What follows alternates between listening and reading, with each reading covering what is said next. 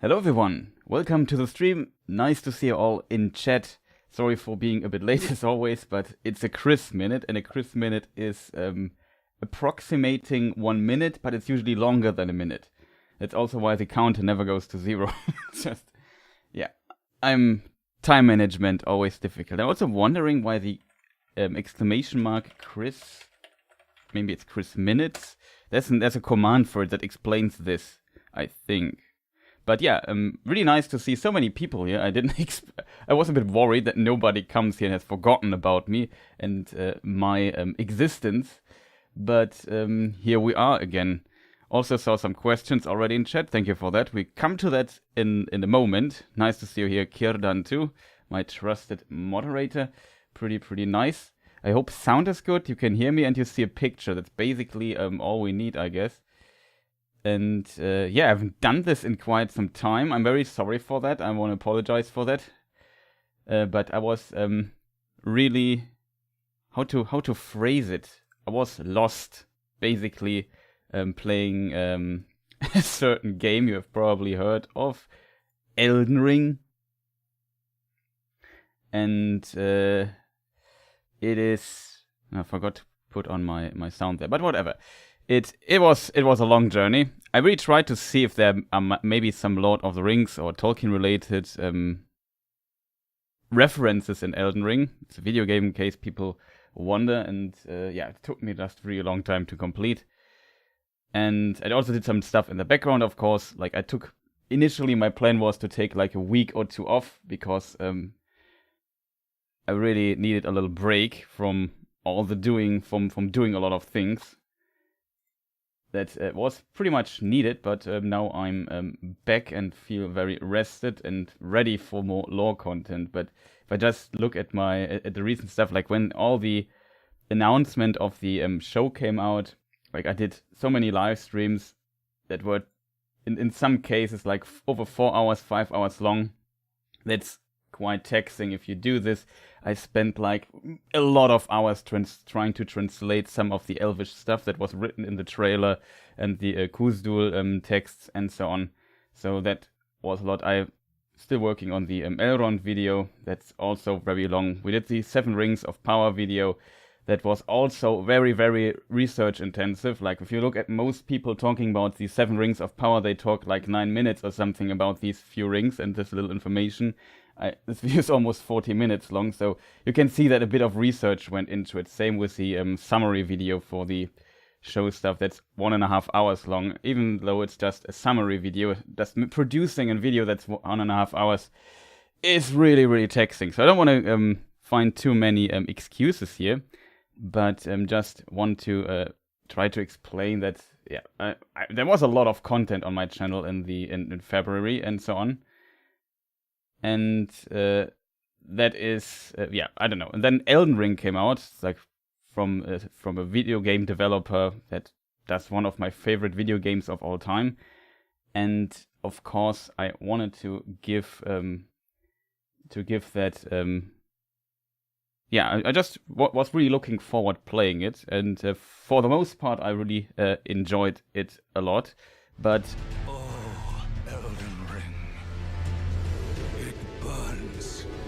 it burns sometimes, and yeah, that. In case people are interested, there is my complete playthrough is on my streaming archive channel uploaded, just in case you are curious. But yeah, it was really a long journey there. I didn't expect to take that long to play through it, but yeah, it was pretty needed. So I hope you excuse this, but Tolkien content is back on the menu, boys. And there will be more stuff now on this chat here. By the way, did Nightbot work? It did not work, right? I'm still curious why it doesn't. Chris Minute, no, Nightbot is not there. That is strange. Is Nightbot active at all here? Let me just check something in chat really quick. But yeah, we come to the first question, and I think Daryl Royer said, "Can you explain the Undying Lens a bit?"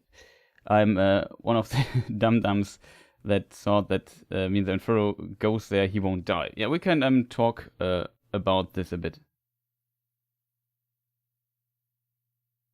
Let me just see. He wrote another message, probably related. Okay. Hi. What ending did you get? I made a save state at the end. So my initial ending was just the Elden Ring mending ending. Let's talk about for sure. Sorry for the people more interested in the lore, but can answer this good. Answer this very short. I had the option to get the runny ending. I had the mending ending, the basically standard ending. And interestingly, I could have also gotten the frenzy ending. And I made a save state at the end and looked at all three of these endings. But the frenzy ending is definitely not the ending I prefer, to be honest. The runny ending is interesting. The normal ending is a bit boring, I have to admit. But initially, I probably went for the normal ending and then checked the runny ending because it's pretty hard to decide.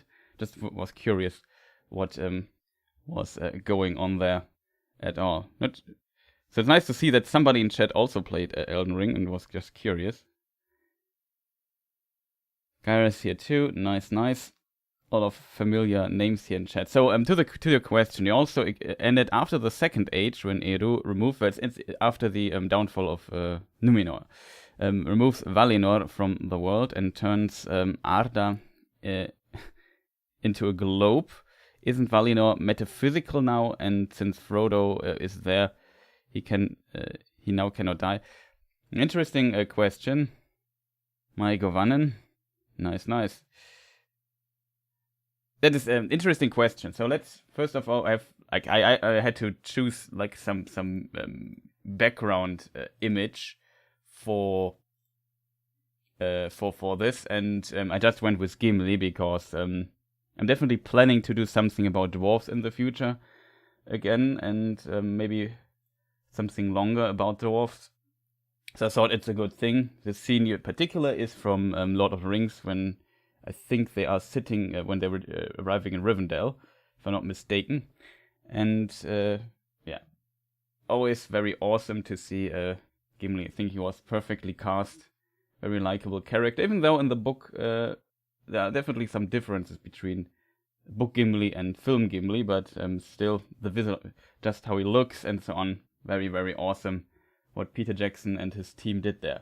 So let me just bring up a picture of Valinor. That might be more difficult than I would hope. No, it's not. I have it here. So Valinor. Allow me to use the let me see, I have a source. Yeah, I have a source for it too. Awesome. Let me allow to use the picture that Amazon posted a while ago, because it's one of the best, highest quality pictures of Valinor I have available. So Valinor.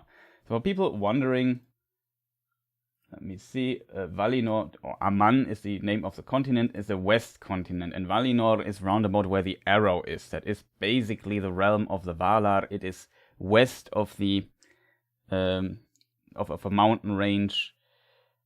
In this, I might have a better map than this here, right? So it's map time again. I hope you enjoy map time. I have. The Pilori Mountains or something they were called, right? I have to say, after really being busy with Elden Ring for such a long, I'm really a bit rusty when it comes to Lord of the Rings knowledge. So bear with me when I have to think about a name twice. Oh, the arrow is not correct. There's Valmar. That is a city, and this area here in east of it, of the west continent, Aman, is basically called Valinor. It's where all the cool stuff of the Valar and so on is basically standing. And yeah, if we return to the other picture really quick, it didn't work too well. And this is a second age picture. Let's move the arrow again, so that should work. So here you see basically how the world is in the second age. It looked somewhat similar in the first age. There was just Middle Earth was a bit bigger. Numenor was not on the map, but it was like that. There was on the other side of the ocean, there was this west continent, Aman, and it's often called Undying Lands. And the question is about and what's going on there. Also expanding to Frodo that he won't die there. That is a very complicated question, to be honest. And Tolkien wrote in a letter, which now I have to find really quick in the background so I can read it to you. I can't remember the exact number, to be honest, so I'm really rusty. That might be let me see. I think it was in the letter, but I'm pretty sure it is.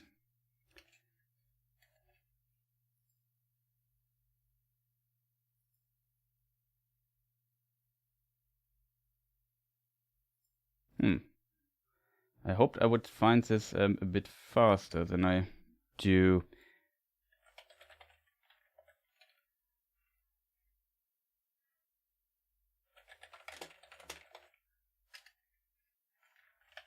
But basically he says that it's not the land that makes people undying. He basically says that the inhabitants of the lands make the lands the undying lands. Just to short it a little bit. So for Aman, for Valinor, they don't really have the effect that you go there and then become immortal. That is basically not how it initially works. So it's definitely more about. There's two components to Aman. Sadly, I don't find the exact wording. Maybe somebody knows in chat and can help me out. Which letter it is where Tolkien talks about the undying lands.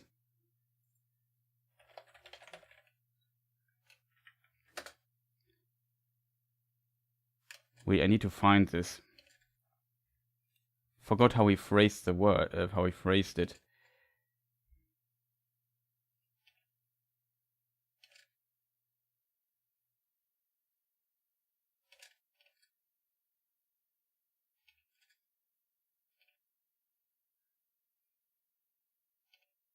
Like, I really forgot how he phrased this sentence.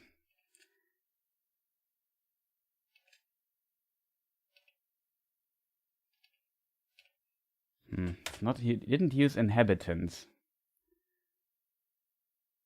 Let me see. Maybe somebody posted in chat. Maybe Kirdan knows. Okay, the Nightbot works. But I don't know. Yeah, so there are two components. Let's just continue. Maybe I remember the exact phrasing and then I find the letter faster. The point with Aman is definitely there are two components to it. First of all, we know that the world, Arda, is basically marred. So we have the first, let me see if I find even before, but maybe I have this picture loaded so that helps getting through stuff a bit faster.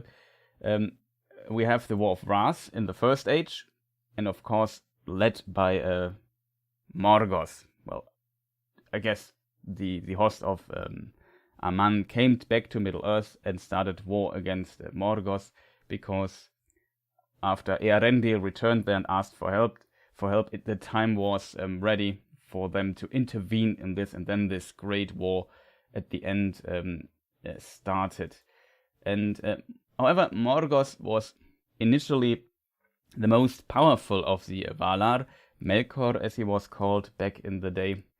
And with all his power, he basically put a huge part of his own power into the world itself. So maybe, I know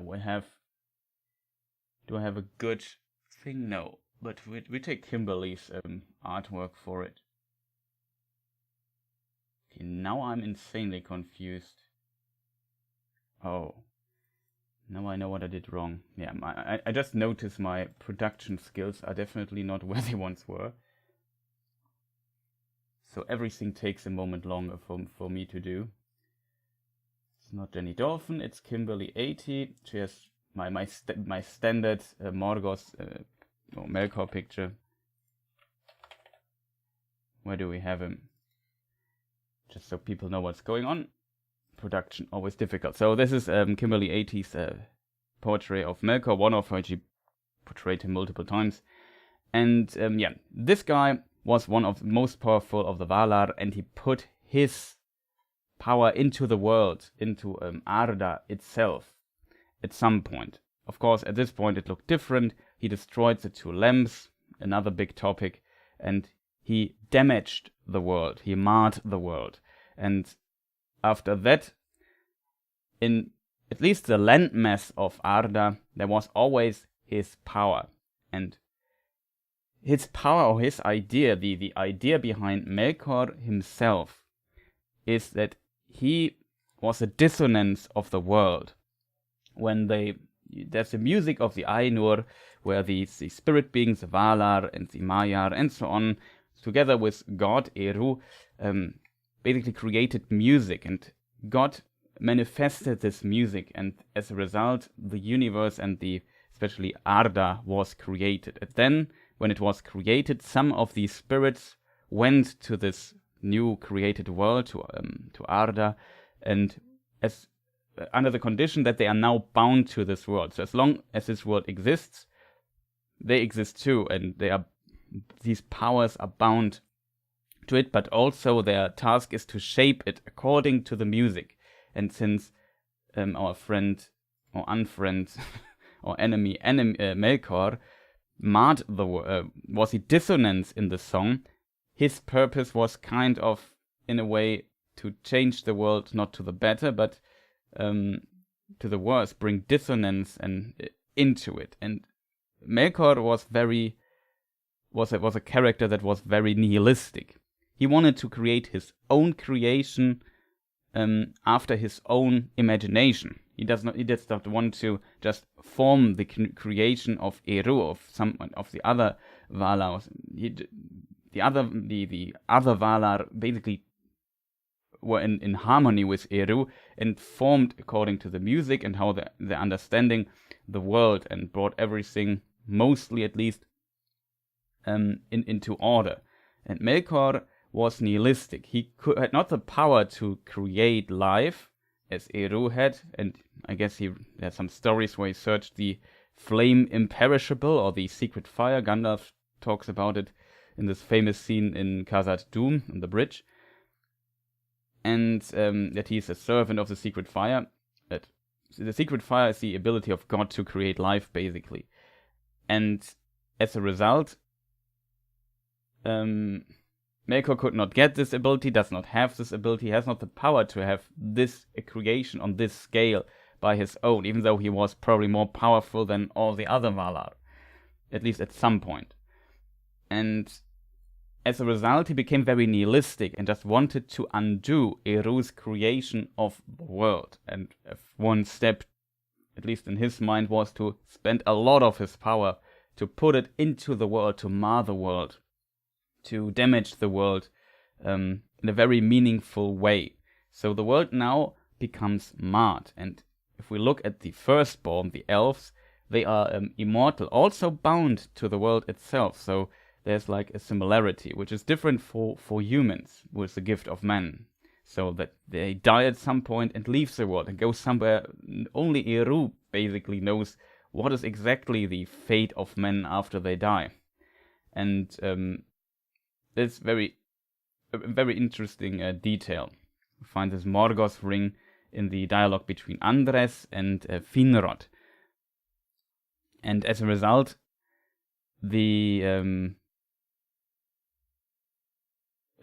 this dialogue, it results in some misconceptions between men and, of course, elves. And it's a more philosophical dialogue, very interesting to read, but also pretty advanced stuff. And in it's also maybe explained that also men were once immortal, but there might be some misconceptions about it. There's also the tale of Adanel, an otherwise woman that's part of that, of these chapters. And in it's explained how men fell and then initially received the gift of men, and how their lifespan was shortened. So it can be assumed that, for example, we know the Numenoreans lived longer, at some point, the you can basically say that when the Edain some of the Edain became the Dunedain, their lifespan was restored to as it was once, when they were not before the fall of man. Maybe that's at least some interpretation. I think there's some text also covering this in the Nature of Middle-earth book. Quite interesting. So what does this has to do now with Aman? So to close this little excursion here with the origin of the world, Aman is a place that is less marred than, for example, Middle-earth. And that is why, the reason why is the Valar lived there and basically undid the power of Morgoth there. It is not gone there because, as said, everywhere in the landmass, except for the oceans, where it's basically not existent, the power of Morgoth, everywhere is his power inside the world, and it's marred.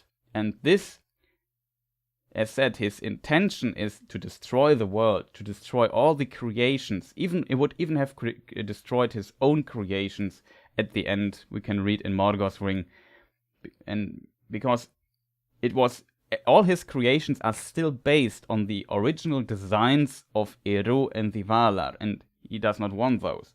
So the only way to get beyond this is if he would win in the end, he would destroy everything, undo everything. So very nihilistic approach that our friend Melkor has here. And as a result, that's my interpretation now, as a result, the nature of Middle-earth, and I don't mean the book, I really mean the nature of Middle-earth, and the other continents, is that the nature clashes, for example, with the being of the elves, with their immortality.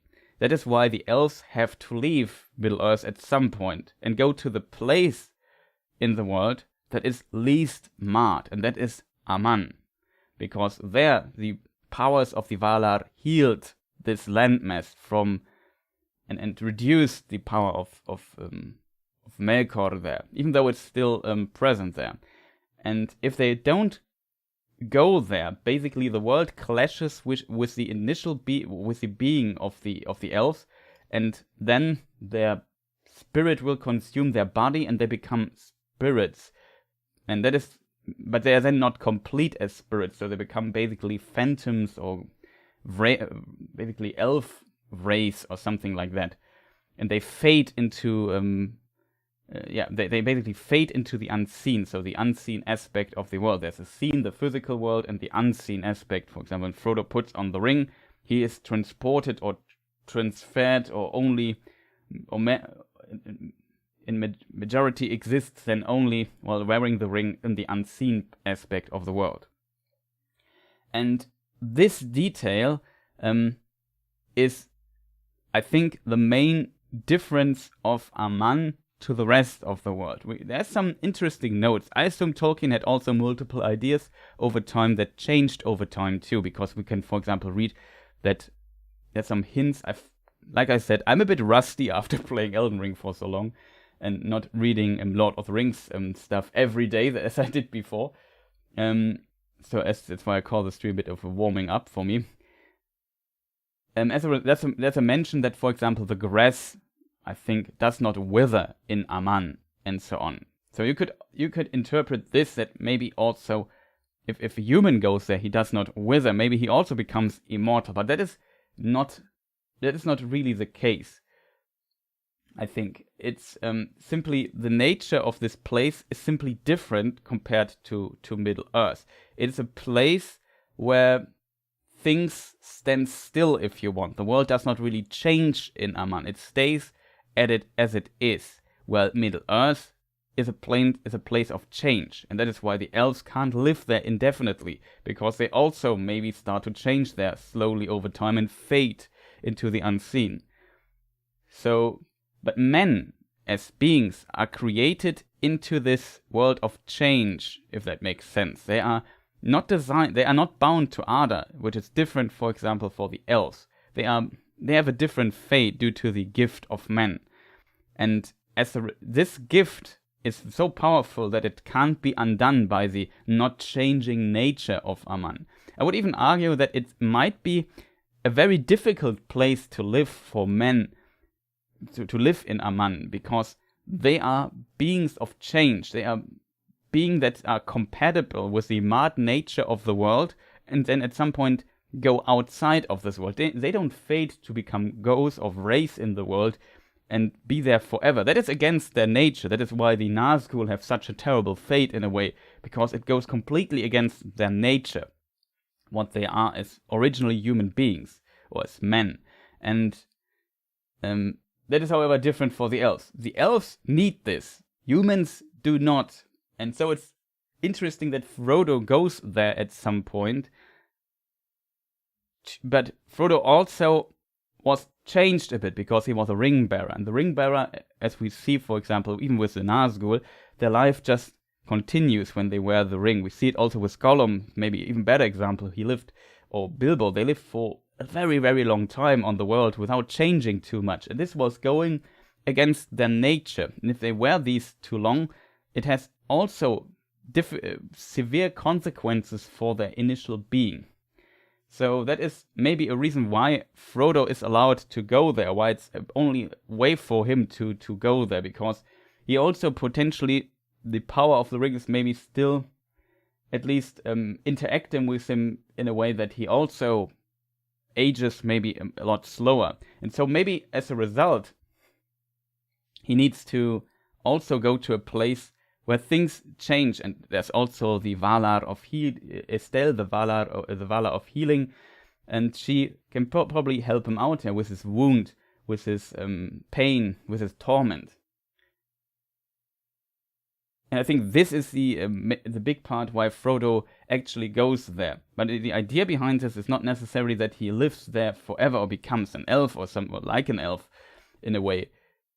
And Tolkien, as a result, and this is now closing, sadly, maybe somebody posted the thing here in the meantime. I don't think so, though. I'm so a bit sad that I can't remember the exact wording. How did he phrase it, Tolkien? What did he write? Would love to read the letter here.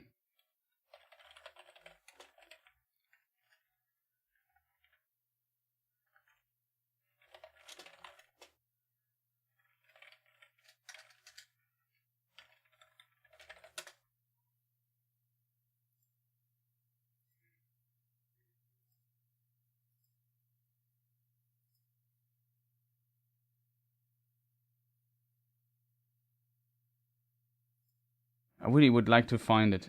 Somebody knows? I think I found it.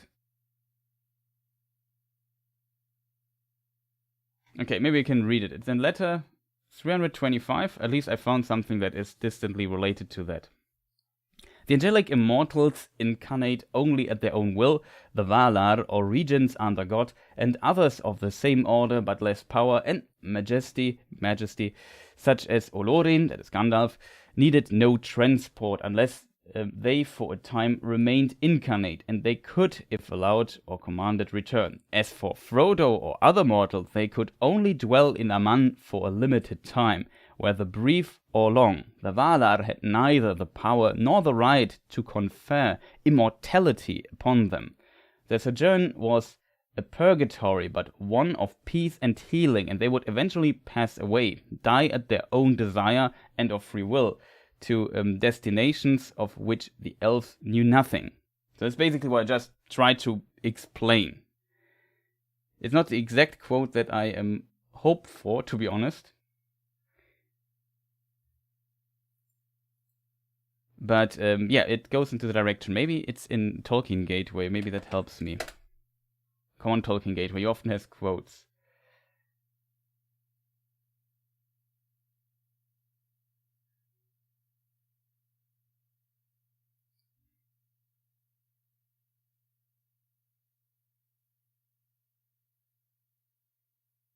I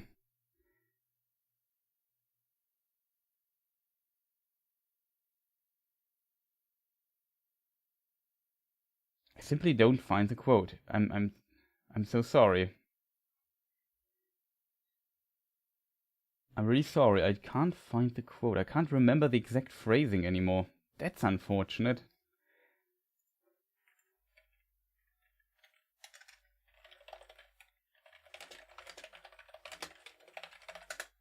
Maybe I should look after immortality.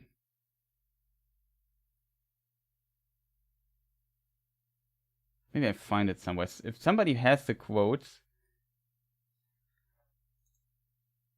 I would really appreciate if somebody could post it.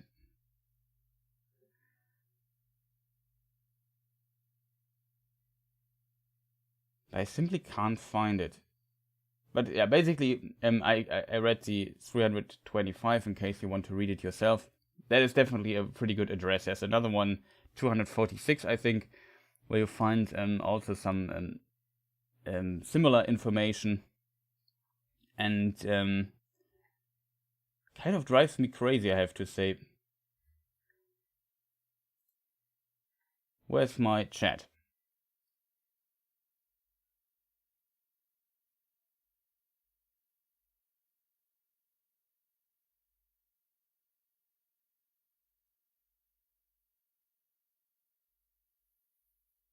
Yeah, but I hope this somewhat answers the question. So Frodo does not become immortal in a way. It's interesting. You have a second part to your question, so it's a really complicated question to answer. What happens after Numenor is destroyed? Maybe can I bring this somewhat up on map on screen? There must be a second age thing somewhere. So yeah, at some point we notice that Numenor is gone, and then the world becomes a sphere. Originally, there are some indicators, even in Lord of the Rings, for example, Tom Bombadil talks about it, that there was a time when the oceans, when you could basically, were not bent yet. I'm not sure if I find this quote fast enough for you people.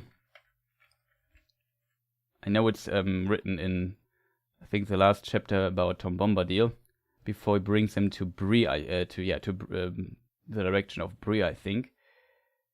So it should be in Fog of the Barrow.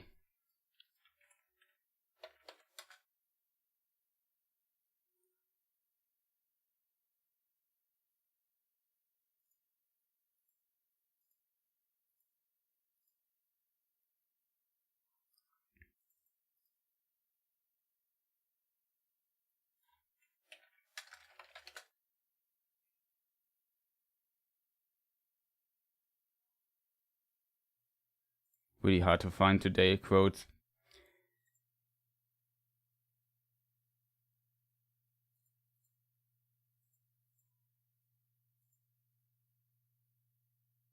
There. When elves passed westward, Tom was here already, before the seas were bent. And that is written in the House of Tom Bombadil, that's why I didn't find it. So he mentions that there was a time when the seas were not bent, so the world was flat basically, and then it became a round world at some point. So in this, what happened when the seas were bent with the west continent Aman? And that is a complicated story, really complicated. Nature of Middle-earth gave us some indicators for that too, I think. Aman was basically removed from the world. And somebody, I read it, they haven't followed the context, but somebody Snow Warning says, talks about the straight road. And so there was basically, that's how I imagine it. So Aman was basically, metaphysically put outside the world, maybe into the unseen, and is not directly part of the physical world anymore. And if you just follow now a straight road, a straight path to where Aman once was, you can still reach it. The elves do this, and you have to go the so-called straight road to reach Aman. And that is where the elves later, after the fall of Numenor, the path they take to go there. They still sail to the west and still reach Aman. So it's possible to reach it. But as said, elves are in this regard a bit different. And I would still say, even or especially in that state, the gift of men for a mortal like Frodo is not revoked or changed. As said, the Valar have not the right or the power to grant immortality somebody, at least not that easily, not without Eru agreeing to that. Let's put it that way. There might be some exceptions with, for example, Tuor, or I don't know. There was also a second life for Beren and Luthien at some point, and the Valar, and Namor was involved in that. However, usually they don't have the power to change life and death and lifespans that easily. There is more to it, as you can imagine, that in of itself sounds very powerful. So the world was put outside the world, and you have a straight vote. Yeah, exactly. Snow Warning describes it well. The straight vote just means that you sail straight ahead instead of following the curvature of the Earth's surface. Exactly. So you just sail the old path that does not exist anymore, and it's somehow possible. But as the original question suggests it quite well, that isn't Valinor metaphysical now, and since Frodo is there, he cannot die.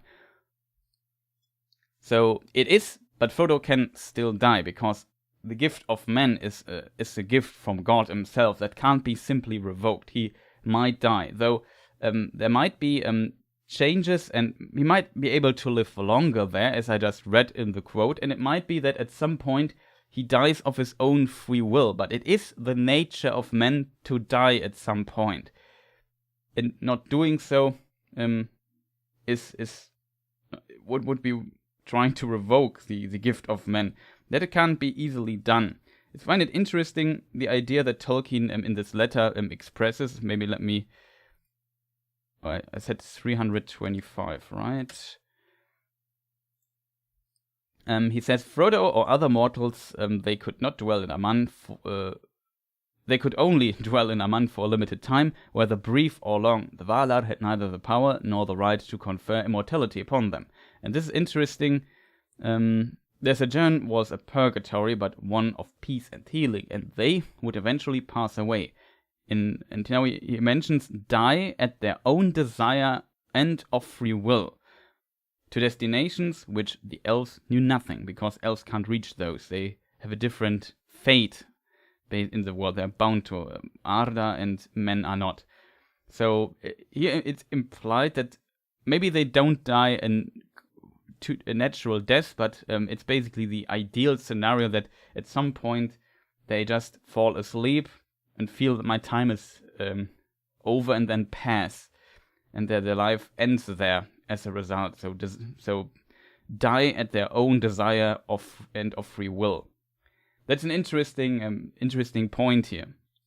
But as said, elves are in this regard different, that they are from their beginning, from their envisioning, from their very nature, are immortal, while men are not. And as a result, men will always die, even in Aman, even if it's removed to the physical, metaphysical world, if you want to use this particular term. I hope I could answer the question somewhat. Sorry for the very long answer, but it's a very, very difficult question. And interestingly, we find this, I think, hinted in Nature of Middle-earth. When Aman is removed from the world, there still is a continent in the west, and that is potentially America, because the Arda is basically the mythological version of the world, of the Earth. And there was the idea, it's not later, it's also a very early idea, that an Anglo-Saxon lord or king, I don't fully remember his title, Alfwine, sails at some point, finds the straight road and sails to Aman and meets the elves there. So, but he's an Anglo-Saxon, so from the real world, basically. Of course, it's still a fictional story, but you get the point. The idea how our world is connected to Arda. It's still it's some kind of mythological aspect of the world itself. And Tolkien had the idea that later, when Aman is removed, you basically still find a continent there, and that is, of course, America. That's a very interesting idea he has. There wouldn't put too much thought into this. Originally, Tolkien planned to to write mythology for England, and this idea evolved over time, of course, a lot, but still some roots and connections to this original idea still exists, and as a result, that is interesting. Yeah, it stops being physical. You are right. That is Snow Warning. You are right. That is not really well phrased. It's basically, yeah, I don't know. I would imagine it like even the scene, the unseen has a physical aspect to it, but it's just easier for me to describe that it's not. You can't see Aman anymore as a mortal, basically, if you would look out for it in the West. You won't see it anymore. That's at least how I understood the shaping of the world, if that makes sense.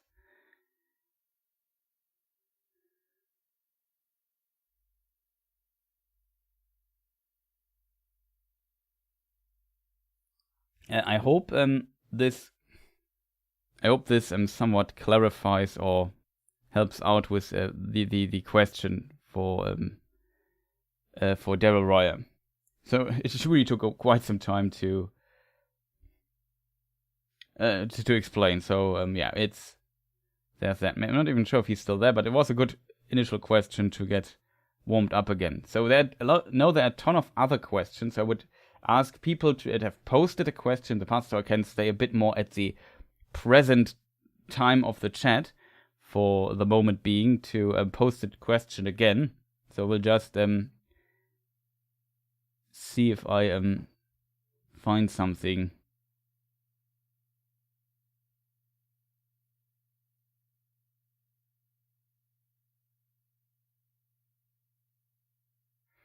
I have such a strong, Amanda writes, I have such a strong memory that Sauron had a one-handed sword as well. Does anyone else remember that, or is it a Mandela effect? I have to admit,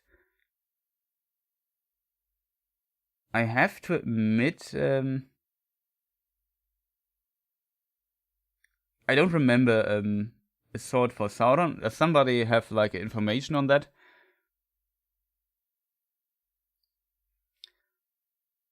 I'm not even sure if he's ever mentioned with some kind of weapon, to be honest.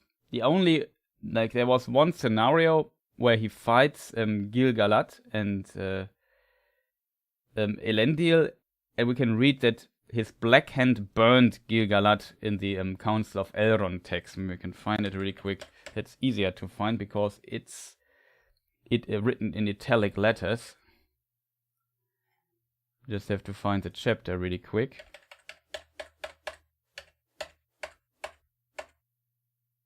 Somewhere here.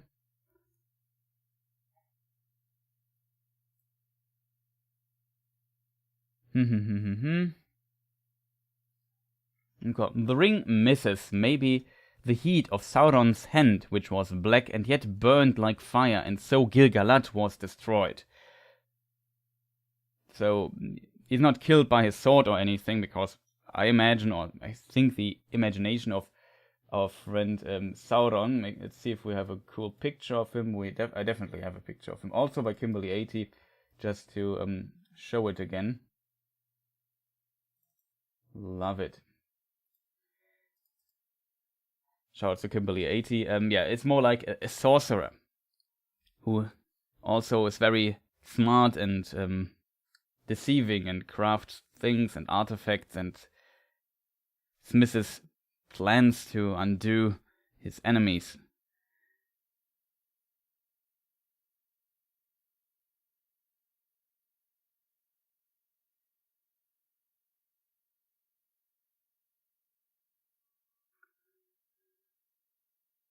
Yeah, no, I agree. I agree. I also don't remember that, but there might be like it's often like it could be in some book. There's so many books and so many texts of Tolkien that we have access right now to. There might be like a side sentence that it mentions it once or so, but I have an idea which I could check, but I would be surprised if that would be helpful.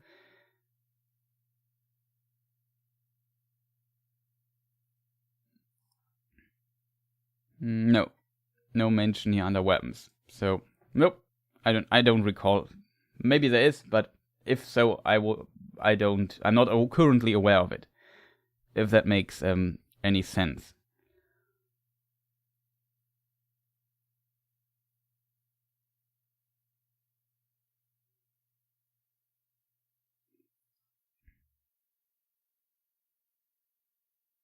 Anthony Nicholson writes, I didn't plan to talk much about the Amazon series today, but yeah, it's probably an interesting question for a lot of people. So when the series starts, will you be doing episode breakdowns so we can gain your wisdom? Yeah, not sure how wise I really am. We will we will find out. I'm not even sure how wise it sometimes is to cover the series at all, because it can be a bit annoying comment-wise. Yet, yes, I plan to do a breakdown, like which format we will doing this. I can't really 100% tell you yet, because you know my channel, you know how I work. Sometimes I like to do things very in depth and go into a lot of detail and try to connect all the lines and do a lot of research on things, and that is not really compatible with like a weekly release. So doing, like, let's say I would go as detailed as, for example, through the Lord of the Rings films, where it took us, I don't know, we are 24 episodes in, I don't know, 7-8 hours of content, and we have just reached Rivendell. So you can imagine that are the first, I don't know, 20-30 minutes of the movie or so. It's very little, and if I would go into this amount of detail, I could never cover, I would like years to cover one episode. I guess that is that won't be possible. So I have to find like a certain way. Maybe maybe we do like a live stream. Like I watch it beforehand. I make some screenshots that I maybe can show then on screen, and I just go through the stuff, through the scenes in a longer live stream format that might include a lot of mistakes, because it's always a difference. Like just recently when I explained the Undying Lands stuff, I couldn't find the quote just on the fly, because I'm a bit rusty, it seems. And then it becomes very difficult, like, to do this live with quotes and show you where exactly it's written in the books and the exact quote. I might have forgotten something that is in the books but is different or similar in the series, and I didn't notice that. Stuff like this can happen in a live format, and usually if I have the time and can just look everything up and get my books and read through them and find the chapters and maybe exchange with other creators with details they noticed, and then oh yeah, you're right, I can find it there, then things become of course easier in a scripted format where I have all the time in the world to make this. But I probably won't be able to make a recap episode fast in a week. I think the fastest way would be a live stream, and then maybe try to compress this into a short summary video. Short, maybe 20 minutes or so, 30, I don't know how much I can pull off. I know that will be a very, very work-intensive time for me, with where basically just pump out content every day. I hope I can go through that. And then maybe later, when the show has aired, I could try to go completely in a lot of details for everything again. We have to find out how I do this. Somebody said, I read something like, are you going to do a podcast-style recap discussion of the Amazon Sea? Yeah, something like this. I also plan to make like roundtables with other creators, maybe something like this. We have to see how we do this. Like, I don't want to say, yeah, we do it like this and then it never happens, but the planning is going on a bit in the background, how we will cover this. Maybe also a lot of collaborations with other channels is definitely thinkable. Let's put it that way. And yeah, will be a very interesting time. I will stick, as always, to what is in the books and compare it, and either say, nope, it's different in the books, makes no sense, or say, that's a cool reference considering this context. I'm definitely more in the yeah, I wanted to be as objective as possible when it comes to this, and you know how I cover a lot of other things here by now. I like, if you haven't seen it, like, there is a summary video where we also discuss the the writings, the Kuzdul text, the Tengwar and text, and so on the clothes, on the scrolls and whatnot was posted about the show. Maybe I can link the video here in case you have an hour and 25 minutes time. You can definitely find it here. I can post it in chat. That's my summary video of what we know about the show. This amount of detail we go into this video, I probably can't keep up with while the show is running. I have only a week for a video, basically. Maybe even less, because you want to be done as fast as possible in that time, and that's, as you can imagine, a bit difficult. Okay, Amanda writes, "Oh, now I remember, in a deleted scene at the Black Gate, Aragorn versus Sauron, and Sauron has a sword and the mace, and the scene was later replaced with a black dwarf." Ah, yes, you are right. That could be the origin of your memory there. Yeah. I remember that deleted scene too. Quite interesting idea, but still prefer that. I still prefer what the changed version I like better. I have to admit. Do you have new currencies? New information about currencies used in the Shire and Bree? Do the hobbits know Anuminas in the books? That is quite possible that they know Anuminas. It's a bit difficult for me currently to reconstruct it completely, because Anuminas was at some point abandoned, for people wondering where is Anuminas. So let's go for Third Age map. And it's on the map as well. Shoutouts to Kierdan for editing it.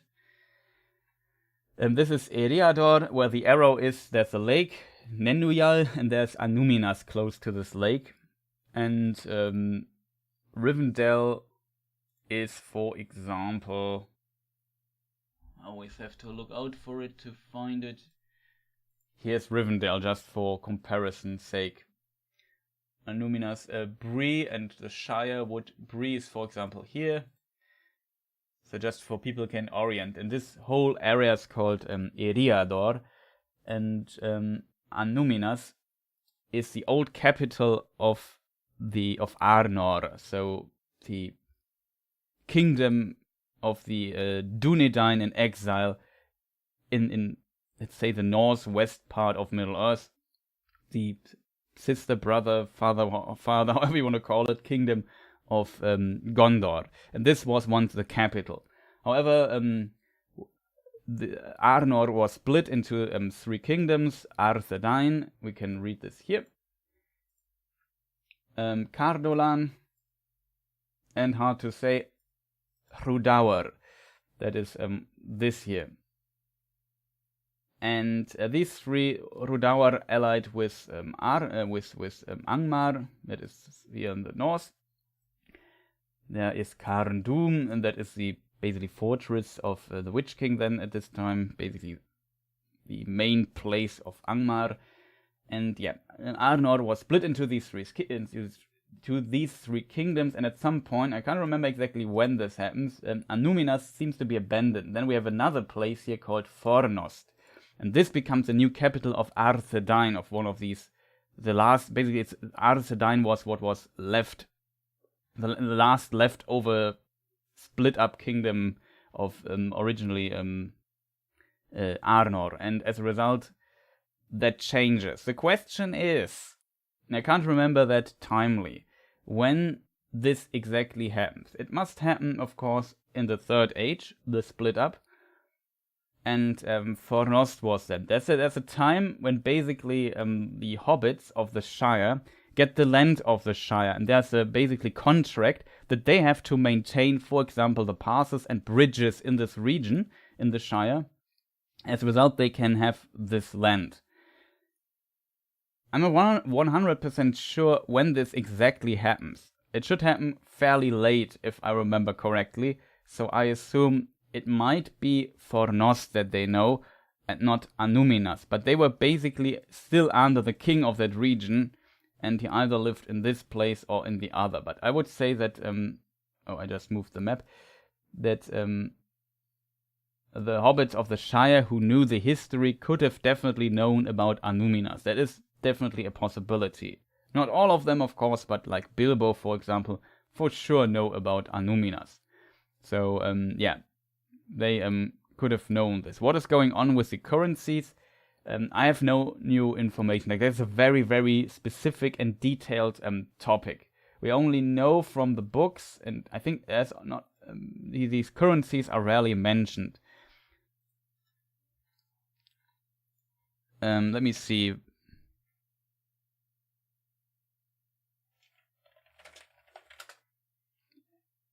If I find Bill the Pony. So, in the books, the horses or the ponies are basically released from the stables and are gone, and then Butterbur has to replace them, and he buys.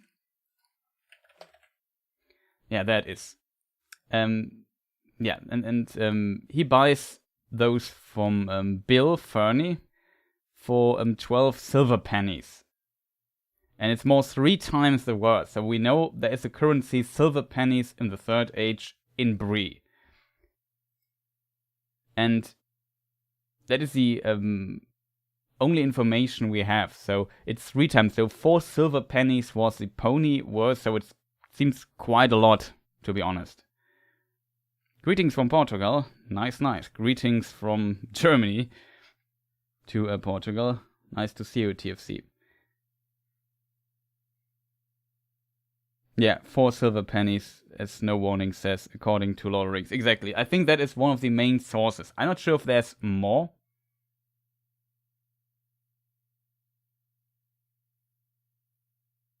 I would assume penny is the translation. That's a good point. Yeah, it might be a translation for the actual name of the of the currency.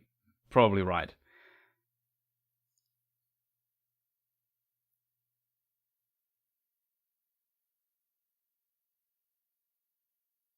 Yeah, to the battles of Fornost, Third Age, 1975. Maybe we can find out when Annúminas was abandoned. Maybe it was never abandoned, but it seems strange that maybe it's never mentioned. That is a possibility.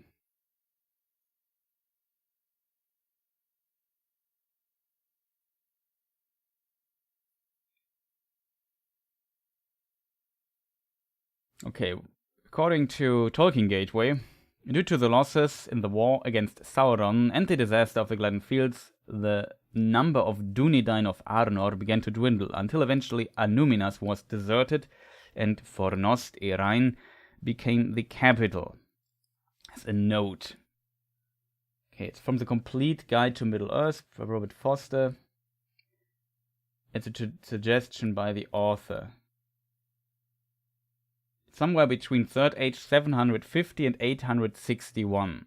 That is too early for Hobbits. So the Hobbits, when this date is somewhat correct, and it seems like it, then the Hobbits can't know of it.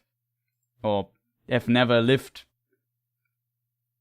The Hobbits were not known. The appearance of the Hobbits is Third Age 1050. That's when the first breed of Hobbits is mentioned in Appendix B.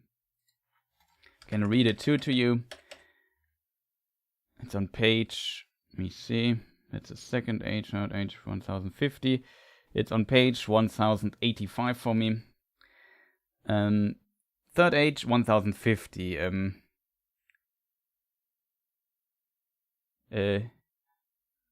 Here Mendakil conquers the Harad, Gondor reaches the height of its power. About this time a shadow falls on Greenwood and men begin to call it Mirkwood. The Periannas, that are the translated halflings, or we could also say hobbits, are first mentioned in the records with the coming of the Harfoots to Eriador. That's the first time. At this time they came to Eriador But until they get the Shire... Wait, we could look for the Shire. The first mention of the Shire.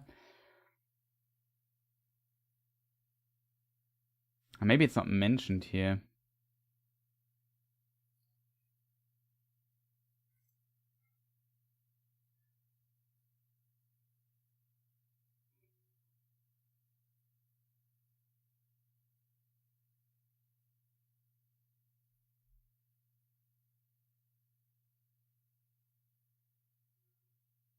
It's not mentioned in the appendix. Probably it's in appendix A.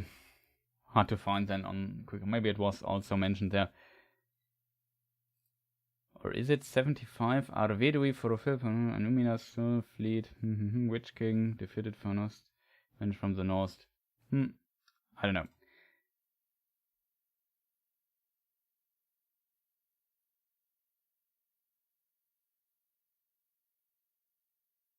Yeah. It seems like it's relatively early. Hi Chris, what is known about the southern parts of Middle-earth? Can you show the maps and explain? The southern parts of Middle-earth. So we have the map here right on. It's always a bit difficult. So not much, to be honest. Here we have, of course, let's say Minas Tirith is here. So people have an roundabout orientation where things are. There where the arrow is Minas Tirith, there's Gondor, and it's pretty far in the south. If we would go on the map, Minas Tirith, I have always a point on the map where roundabout Minas Tirith is, so here on the globe. So what is more south of this? So the biggest place in the south is definitely, like, I don't know, beyond Gondor. The most one place in the south we know most about is Umbar, in my opinion. Yeah, we have here Harad, and in this realm of Harad and Faharad, there's at the coastline we have this bay, and there seems to be a place called Umbar, a harbor city that was even important at the time of the Numenoreans. It's not exactly clear who founded Umbar. It could have been, let's say, always there, or it could be that Numenor created it. Numenor definitely had influence on it and maybe expanded it, made it bigger, because it became like an important harbor city. And we can read that they also later put the region under heavy tribute. So it was like the Numenorians came there, got the influence, but also wanted tribute from all the people living in that region and extracting wealth and you could say treasure from there if you want. And because nobody was as powerful as the Numenorians, they had pretty good arguments for doing so. Beyond that, we of course know that the people from Harad, often called the Haradrim, Harad means simply south, if I'm not totally mistaken. Let me just double check that, not that I don't want to tell you nonsense. Yeah, Harad means south in Sindarin, as said, and this south region is not that well known. If we move the map a bit in, we also see Kant, and there the Variag, they are called, live. We know basically nothing about this. There are some theories what real-world inspirations for the Variag could be, but to my knowledge, we don't know what. I assume it's also some form of men that live there, that have tribes there, and they are pretty close to, as you can see, Mordor and Sauron later. And as a result, Sauron later, when he lives in Mordor and has its power, definitely has influence on those tribes.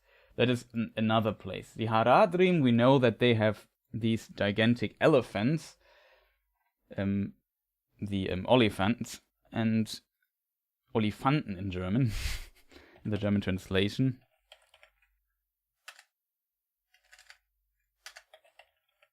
Let me see.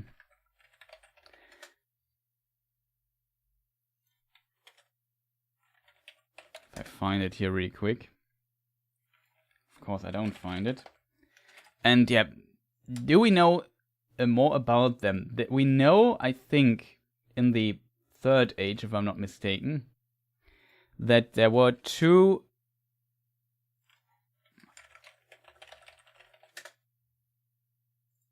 I'm too stupid to type today. That's definitely a problem. There are two, I have to look up the names. I can't remember them out of time. There are two, basically, let's call them commanders or so. There are two named somewhere. I think it's even in the appendices, if I'm not mistaken. Maybe somebody remembers their names. I try to find them currently. But I can't really. Of course, the Olifants, also called Mumak or Mumakil. I think, what was the plural? I think Mumakil was a plural, right? Yeah, Mumak is singular, plural is Mumakil. And it seems to mean great elephant, basically. And they had those and were on top of those and shoot with arrows down and so on and so forth. Sadly, I can't remember the name of the... Does somebody know in chat, maybe? Maybe somebody very knowledgeable can help me out here. I mean, it's not that important, but in case you want to read up on those. Yeah, exactly. Central Asian steppe, however it's pronounced, people. Yeah, exactly. Something like this. Some also, I think, draw connection to some Slavic tribes, but I don't... I'm not an expert on the Variak, I have to admit. There's so little information about them. It was never really a topic I covered in my research a lot, just mentioning them, that my knowledge about those guys is fairly limited.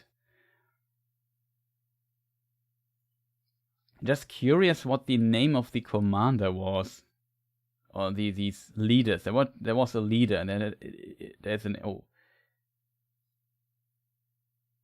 Let me see, maybe I found it. I remember it has something to do with the Black Serpent, and there was... Or was this not canon? Might be not canon stuff.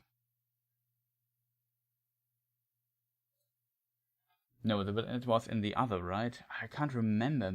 Really, my memory is a bit rusty, I really have to admit. But when you not consistently read the names and the stories and the chapters, you really start to forget things a lot. I'm still sad that I can't find out what they were called.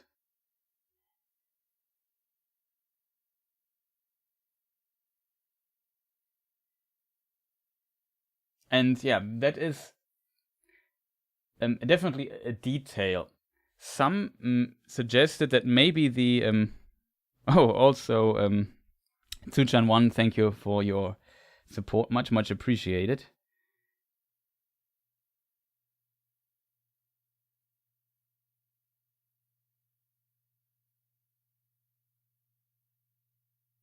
What's the name of these guys? I can't remember. Really unfortunate. I don't remember even the first letter. I think it was an F or something like that.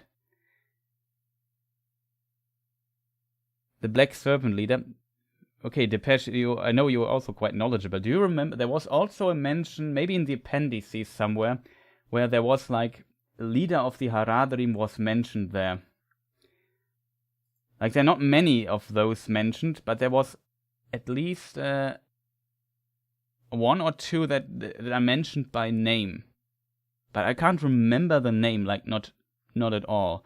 We tried to scan just through some articles here on Tolkien Gateway to find it, but I can't remember the name. I just remember I read it at some point, but it was really unfortunate that I can't right now.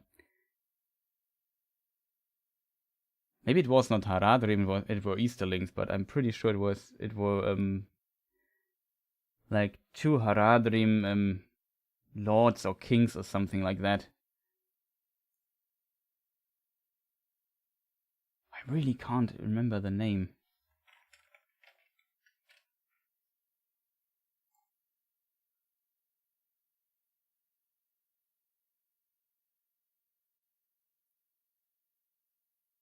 Languages. I hope there was like a list with names here, but sadly I don't find any of that. Really unfortunate. It's not that important though. Suladan is from I think Shadow of War, right? Would be a spoiler to explain who this is exactly, but no, that's not the name I'm looking for. Maybe you might be right, but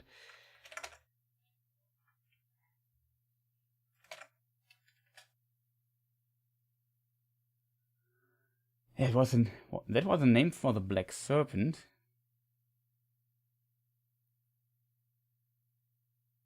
That's interesting. They also used the name in Shadow of War, if I'm not totally mistaken, right?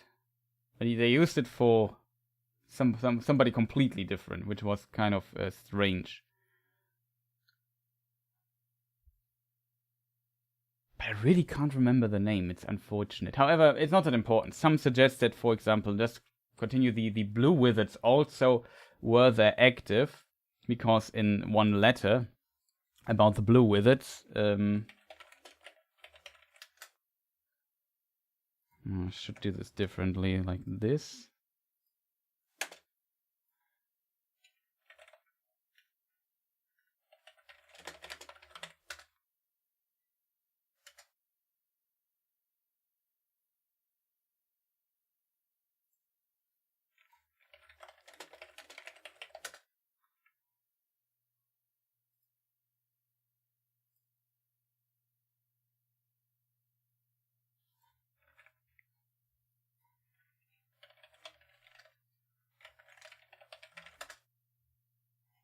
Really bad with my finding today.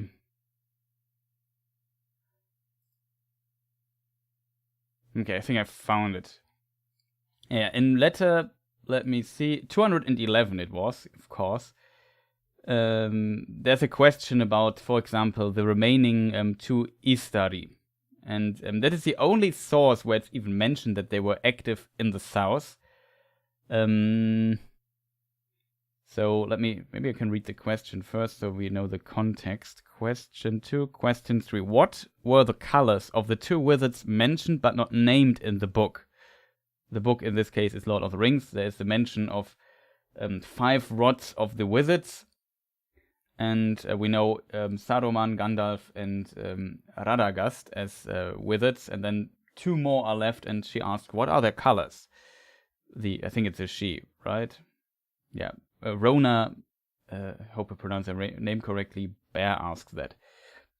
And Tolkien answers, I have not named the colors because I do not know them. I doubt if they had distinctive colors. Distinction was only required in the case of the 3 who remained in the relatively small area of the northwest. On the names, see question 5. I really do not know anything clearly about the other 2, since they do not concern the history of the Northwest. I think they went as emissaries to distant regions, east and south, far out of the Númenórean range, missionaries to enemy-occupied lands, as it were.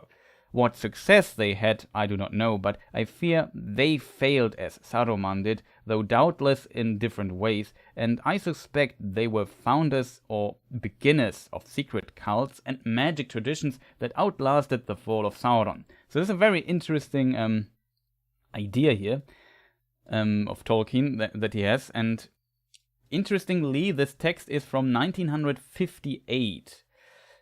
However, Tolkien has written, I think even at this time, in the Unfinished Tales, already about the Blue Wizards. And interestingly, let me see if I find this.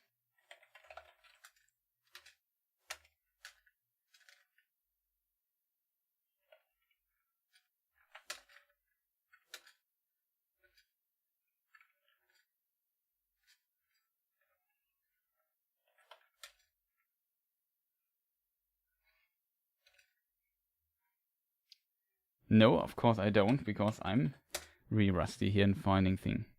That's how you write them. The Blue Wizard, the Ithilien Luin. Now I only have to find the chapter. It's I know the chapter, but I need to find the exact quote for it. Okay, copy. Things become difficult sometimes doing this on the fly here. Let me see. Of the Blue Wizards, little was known in the West, and they had no name save Ithilien Luin, the Blue Wizards, for they passed, and now it's important, into the East with Curunir, but they never returned, and whether they remained in the East, pursuing their purpose for which they were sent, or perished, or, as some hold, were ensnared by Sauron and became his servants, is not known. But none of these chances were impossible to be, for strange indeed though this may seem, the Istari, being clad in bodies of Middle-earth, might, even as men and elves, fall away from their purposes and do evil, forgetting the good in the search for power to effect it. I can try to find... This was written 1954, so 4 years earlier than what we have just... than the answer from the letter. So Tolkien was really in the background, tinkering on these blue wizards, a little bit at least, and mentioned them here and there. And they had the idea they might have failed. Some say even, in this case, even becoming like servants of Sauron himself. However, in this text, the south is not mentioned, they're only in the east. And if we later look into the names, there's like another text that is much later, that was written much later, in the Peoples of Middle-earth. There the blue wizards were, I love talking about the blue wizards for some reason. It's very easy to find for me though. Yeah, there we find, like in this text, we also find the name Palando and Alatar. Palando means Farseer. Alatar is hard to translate. I couldn't really find a good translation for Alatar. See my video about pronunciation. I think I mentioned him there, his name there. However, in another text from the 70s, let me see if I find the exact date for this. Might take a while. I have to scroll up quite a bit. Yeah, 1972, roundabout, this must have been written. So very close before Tolkien's death. So the other two came much earlier, at the same time probably as Glorfindel, when matters became very dangerous in the Second Age. Glorfindel was sent to aid Elrond and was, though not yet set, preeminent in the war in Eriador. But the other two Istari were sent for a different purpose, Morinechtar and Romestamo.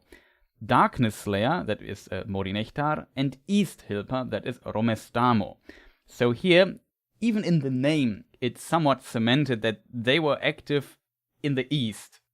And later in the text, let me continue, their task was to circumvent Sauron, to bring help to the few tribes of men that had rebelled from Melkor worship, to stir up rebellion. Now something is missing because Christopher Tolkien mentioned that it was really hard to read the text. It was handwritten by Tolkien.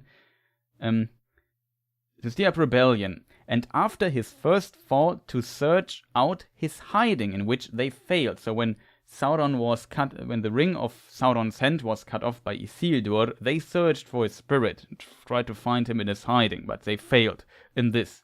And to cause, and now Christopher Tolkien suggests the next two words mean dissension and disarray among the Dark East.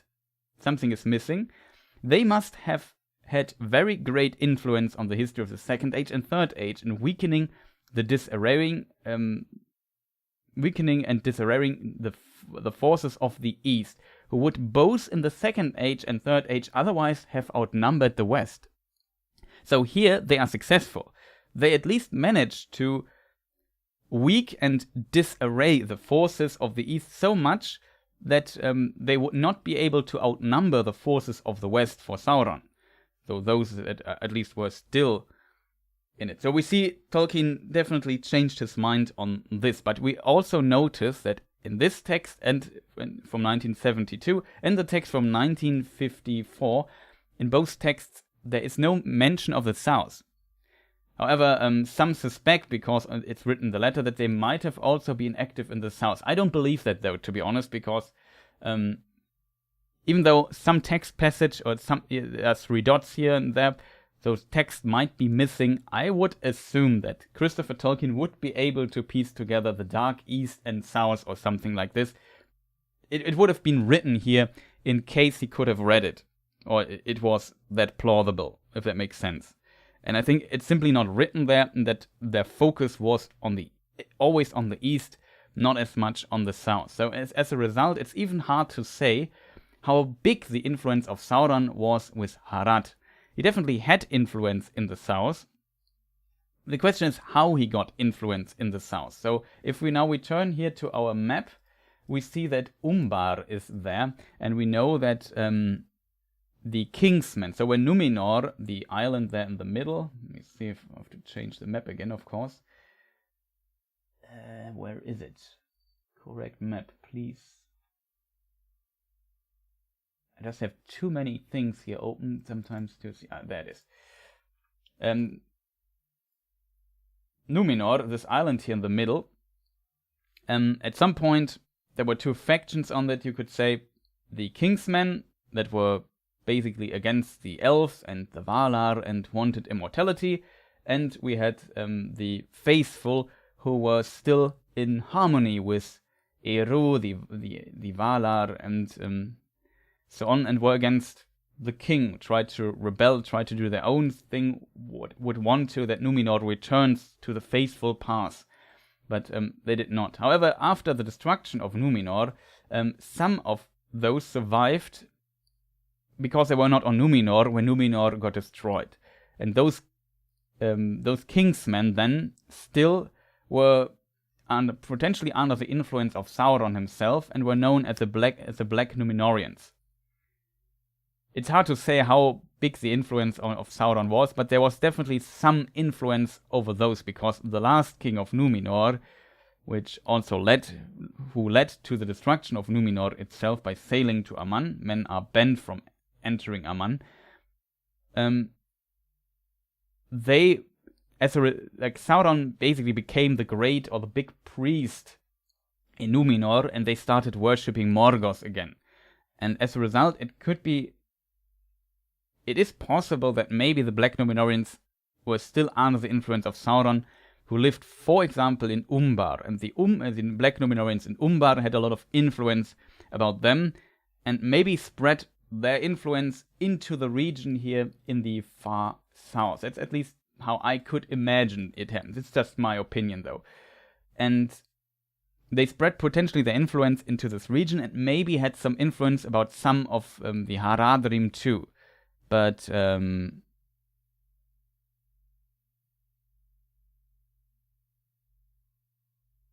yeah, it's quite interesting to see. But it's hard to tell how big the influence. As you can see, like, this region here is very big. There's a lot of space there. We don't even know how many people live in Harad, in Faharad, and so on. How densely it is populated, how it exactly looks, and so on. We have very, very limited information about this place in particular. So I can't tell you too much about it. In my opinion, though, the Blue Wizards weren't that active in this region. In my opinion, they were more active here all the way in Rhûn, which means east, and they were probably more active here in this region, the Blue Wizards, than in the far south, which is... you see Mordor here, so I have a roundabout an idea where I'm with my cursor currently. Here are the Orokarni, the Red Mountains in the very far east. Roundabout, it's hard to say how precise the map is. Círdan might have a word or two to say about this, because he knows the maps and the map information very well. And yeah, this is then all the way in the south. This here is the southern mountain range of Mordor, in case you wonder. Maybe I could do it like this. And yeah, so I still would assume Sauron had some influence there. The Black Numenorians for sure had. And Gondor tried to conquer Umbar a few times and also managed to do so. But of course, Umbar was not always under control of Gondor, and later in the Third Age, around when Lord of the Rings is playing, they were not under the control. We have even the Corsairs of Umbar that also sailed up here, and so on, and caused some trouble, and were also like a point. We remember the Oathbreakers attacking those ships. In the extended version of the films, we also see that. And yeah, this is one of the big cities we know of. Like, you see, there's only Umbar, and then there are no other villages, cities on the map, because we simply don't know anything about this. it is, yeah, just... Yeah, exactly. Snow Warning says Sauron spent a lot of time in the east, not in the south. Worshipping Sauron as a god might not have been as widespread in the south. Exactly, I agree with you there.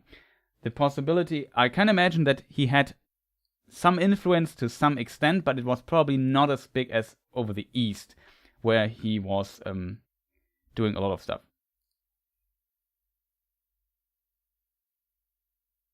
It feels cool to be like the Blue Wizards are still there somewhere, and such mystery. Yeah, it's pretty cool that we know so little about them, but they're in a way we know the other Istari, and as a result, these two Blue Wizards are also so interesting for us. Also, there's a fantastic artwork by Ted Nasmith, of course. I showed it so many times. I would like to use the opportunity to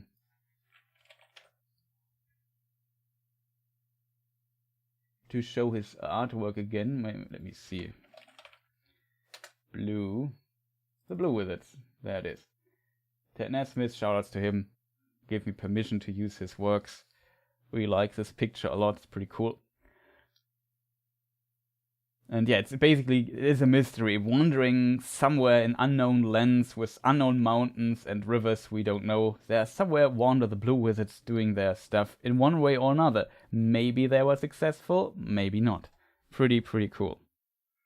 Yeah, the Mouse of Sauron, for example, is one of those black Numenorians. Yeah, the King's men that survived, they were not... The faithful basically became the Dunedain in exile, like Aragorn and his forefathers, or also Denethor and Boromir and Faramir and their forefathers, all this high society living in Gondor, most of them, and also some in the north, they were the Dunedain. They were from the faithful, and the King's men, they were not faithful. They became the Black Numenorians, and it's in Tolkien. Sauron recruited sometimes. We can also read that some of the Nazgul were also recruited from the Numenorians. Could be Black Numenorians. Not sure if it's explicitly mentioned. Blue is the best Magic the Gathering magic. Yeah, I know. I have a friend who would also completely agree with you there. Good old control decks. But yeah. I have to say I also like Blue a bit.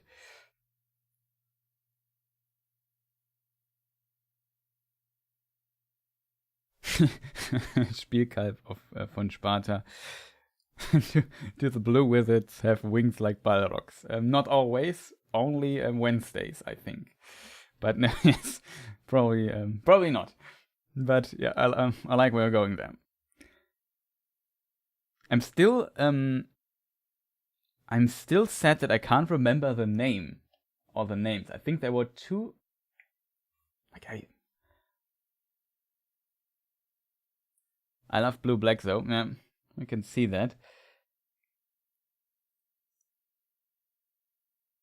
How could I find out the name? So I could of course sit down and read through Appendix A, because that's I think where their name is mentioned, which seemed always very unusual for mention there.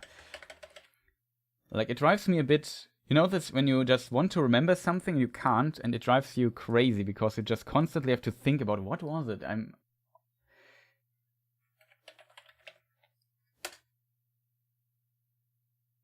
Okay, I did a terrible mistake here, I think. Maybe I have to search for Haradrim in the Appendix A. That's probably what might lead to success.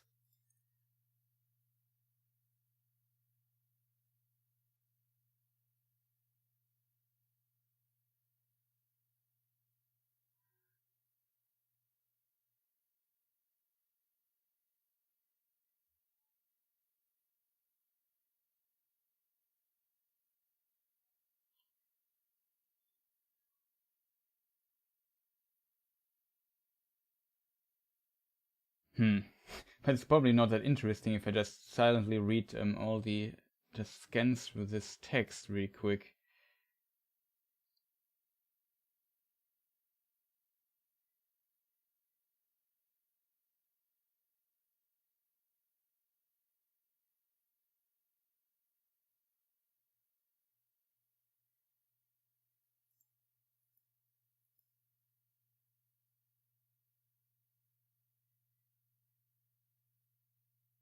Grey Flood, no. Celebrant, no.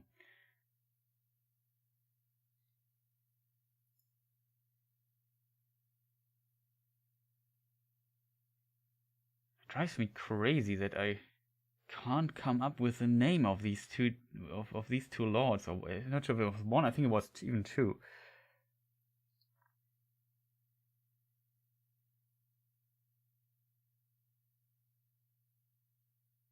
It will be difficult to find, to be honest.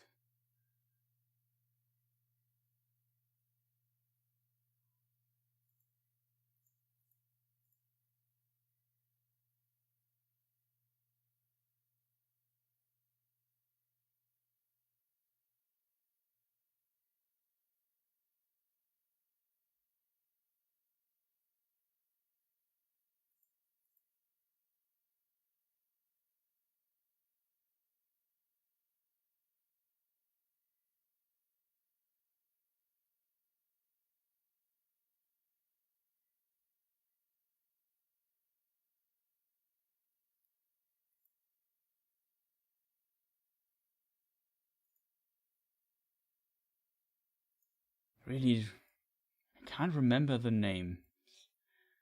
I can't. That's already too far. Could swear it was mentioned somewhere in the in Appendix A.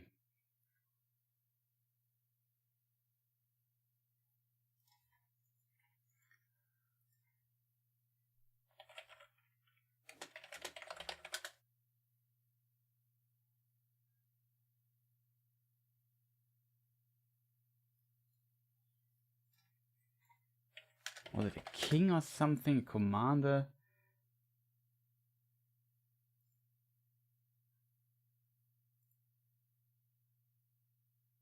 It's not canon though.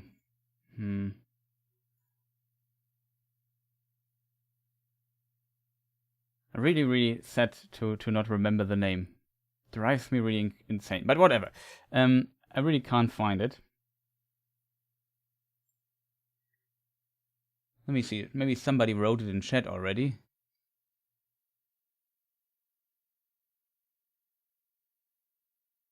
Yeah, the Mouth of Sauron is pretty mysterious.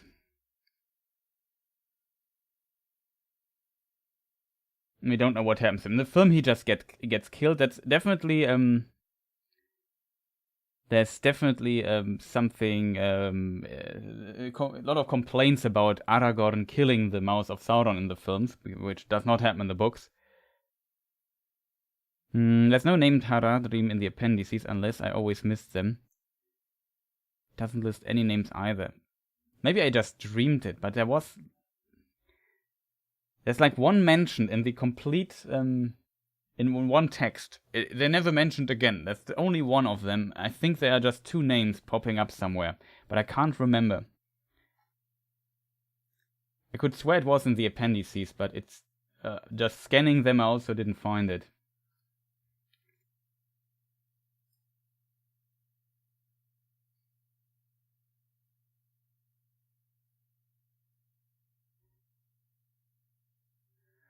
But maybe it was not. Maybe it were Easterling lords or something like that, and I just completely mixed it up. But it's really strange. It's also definitely a name that never really comes up anywhere. I'm just confused that I can't remember it. It would be awesome if I would have mentioned it somewhere in some book or in some comment. But even that I completely cannot remember. Really, really unfortunate. We only have black Nominarian rulers of Umbar, exactly. Hello from the Pacific Northwest in the United States. Big fan of your work. Looking forward to the new Amazon law coming. Yeah, I'm also curious what happens there. Even though every time I hear like a rumor about this, I feel a bit concerned. But since we are talking so much about the South, I felt like the name dropping some names here would be kind of cool, but I can't remember the name. Like, it's so strange. Maybe I dreamed it. That's also a possibility. But I could swear there were like 2 names of Haradrim.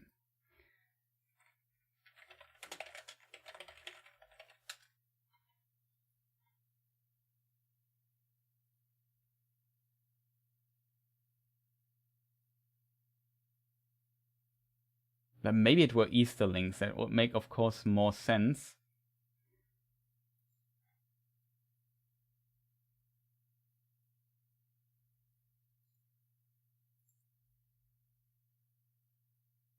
But I can't come up with it.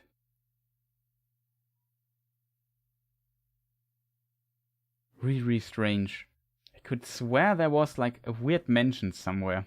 Maybe it was also in the Unfinished Tales. Would be another possibility where it could be mentioned. I think it was not History of Middle-earth though.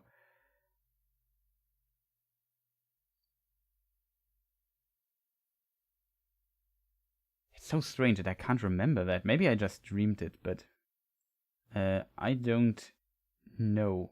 But it definitely is currently driving me crazy, I have to admit.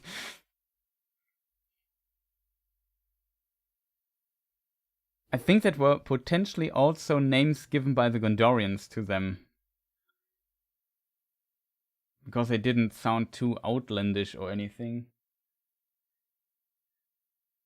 There's also an interesting hint when you talk about the South, to just end the question. Gandalf had a name in Canos, and it's mentioned that that was his name in the South. How exactly he came to this name, we don't know, but it seems like he might have went to the South in some shape or form at some point, and he was named like that by the people from there. What South exactly means there, we don't know. Could be Gondor, could be South Gondor, it could be also Harad, I don't know. Maybe he was never to Harad, probably would have to look a bit closer to it.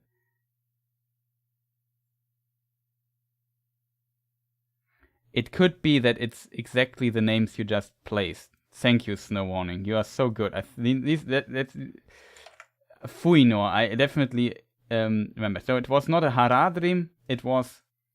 I remembered it wrong then, but you are right. We have these 2. Yeah, Fuinor rose to power among the Haradrim. Something like that. Okay. Thank you so much. It drove me crazy. And then it's mentioned in the Silmarillion, which I did not expect either. But yeah, it's from the Silmarillion. Now remember. Maybe I can find the exact quote for you, just for people curious. And there, it's a black Numenorean. Yeah, you are right. I remembered it wrong then. I could swear it was a lord or something of the Haradrim, but I just remembered I remembered it wrong. Let me see.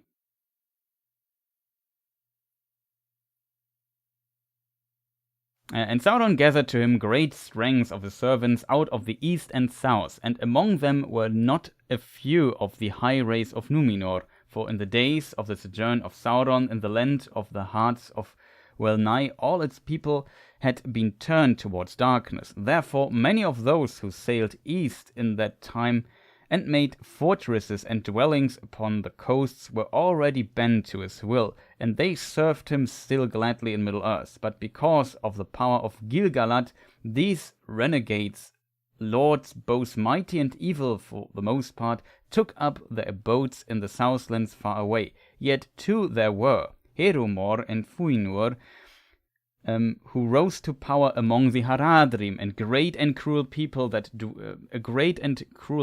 dwelt in the wide lands south of Mordor, beyond the mouth of Anduin. So that is that is the exact line I remembered. I forgot the name though, but thank you so much for finding it out. Finally, I'm free. I can't stop thinking about this. Yeah, Suladan, I think also is like some adaptation invented the name. It's never a mention for the Black Serpent or something. Was my text invisible? Your text invisible. What text? Oh, maybe I've skipped the line, but yeah, Redbook was. Who wrote it first? Great Grebo, I'm so glad you're alive. I was getting ready to write you an actual letter because you were silent for so long. And no post on Tolkien reading day. Yeah, I was really busy in the last few weeks. I took like 2 weeks off or so to play Elden Ring. And then I continued had some other stuff to do, some organizing stuff, some real life stuff and so on. So I was a bit out of order for some time, but now I'm back and stronger than ever. No, I'm not stronger than ever because I forgot a lot of things, as it turns out. So did Redbook post it first, or was it Snow Warning? Redbook posted first. Okay, sorry. I just yeah. Shoutouts to Redbook. Also fantastic channel. Check him out. Sorry for not seeing your post first, but I just looked at chat and Snow Warning's post, like when I see Herumor in Fuinur, just instantly went into my eyes. Yeah, these guys also Black Numenorians, potentially from this region, powerful, got power and influence over the Haradrim, and as we can read, this text I just read from the Silmarillion is the Rings of Power and the Third Age. And it describes, as it's mentioned in it, Gil-galad is mentioned, so it is Second Age time. And it's basically the time at the end of the Second Age where the exiles of Numenor established, I just can read it. Thus, the exiles of Numenor established their realms in Arnor and Gondor, but ere many years had passed, it became manifest that their enemy, Sauron, had also returned. And this is basically what's happening in between. Sauron prepared war against the Eldar, and here's a bit explained in the text how he get this power, where he gets his power from. We can read that that the mountain, the Orodruin, was then named anew Amon Amars, which is Mount Doom. That is where the name Mount Doom comes from. There's also a metal band with his name. And Sauron gathered to him great strength of his servants, east and south. So here it is definitely mentioned that Sauron also had in the Second Age again influence over the south. As said, how big his influence was is hard to say. If he had influence over all in the south or east, as said, it's always difficult to tell. Tolkien had potentially different ideas here and there, but Sauron for sure had some influence over them and could also form some armies, especially he had control of these Black Numenorians.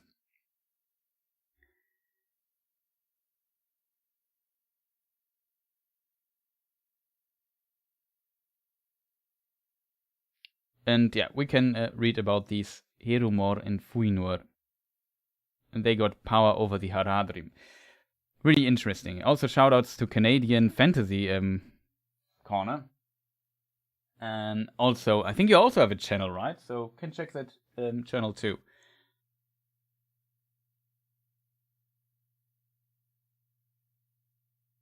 Oh, you posted the names 50 minutes ago. Sorry, sometimes it's really hard for me looking stuff up and reading chat at the same time, so I missed it. But much appreciated. I hope Redbook is not angry at me.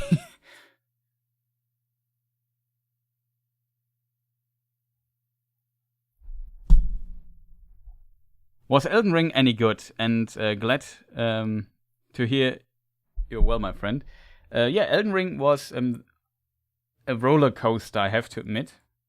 You got your own channel, awesome, yeah. So you can definitely check Canadian Fantasy Corner too. Really nice to see more content creators. And what did I just start? Yeah, Elden Ring. Yeah, I don't want to talk too much about it because it might not be that interesting for people. It was a pretty roller coaster. I think my first session, I was a bit underwhelmed is the wrong word, but I expected a bit more in some details because the FromSoft game, it felt a little bit unfocused, if that makes sense. I also have, like, on my gaming channel, there is an actual review of that, in case first impressions video. also, I don't know, 1.5 hours long. But yeah, I felt it felt like it was a bit, due to the open world nature. The other games weren't open world.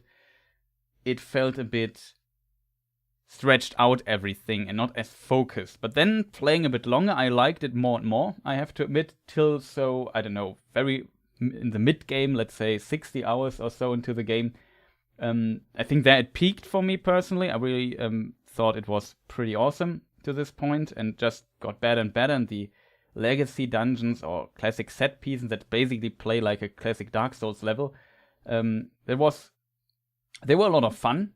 And then after that time, I noticed that the game had trouble filling the world and had to reuse a lot of enemies, boss encounters, very, very, very, very often. And I also noticed that a lot of things went after a certain formula, if it makes sense.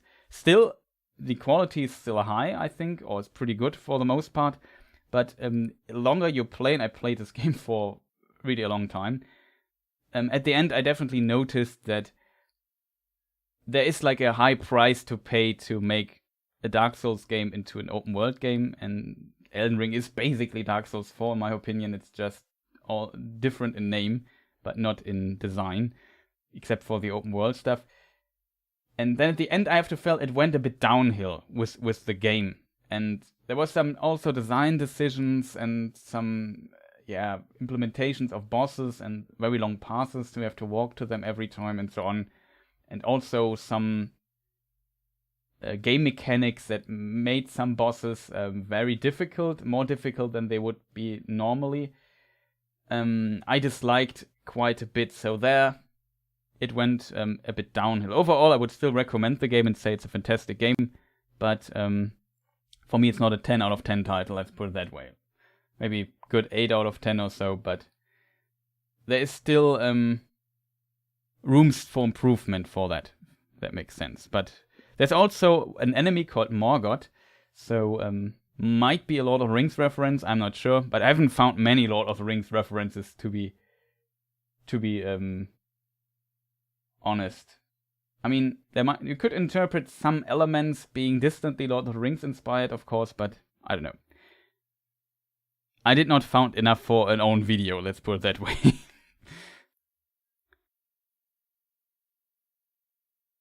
Yeah, I still need to do maybe a bit more.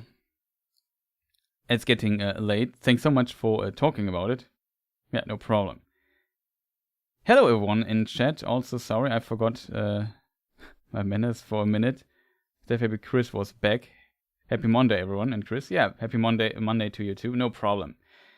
Like, this live stream, is long overdue. I'm very sorry for all my supporters that probably are looking forward to these live streams and other videos.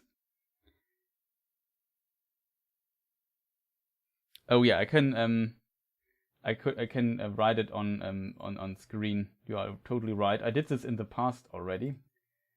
Currently, the question was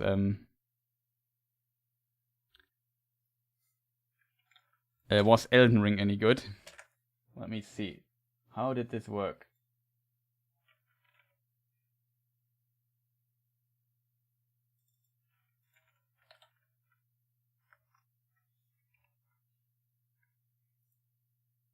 There's the question thing. So there was a question. Was Elden Ring any good? I just answered that. I can try to post you the link if you want in chat.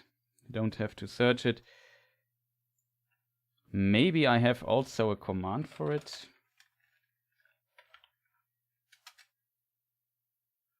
Do I have a command for the gaming channel here? Exclamation mark games or something?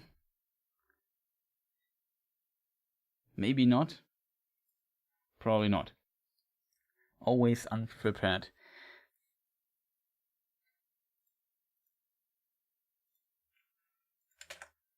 Where is it? Here. Oh, that's the list of games I played. I need to update this list, by the way, but yeah, that's a link to the gaming channel in case. Well, what is the eldest ring in the Legendarium? In the widest sense, Morgoth's ring, I would say, because that is the world itself, Arda.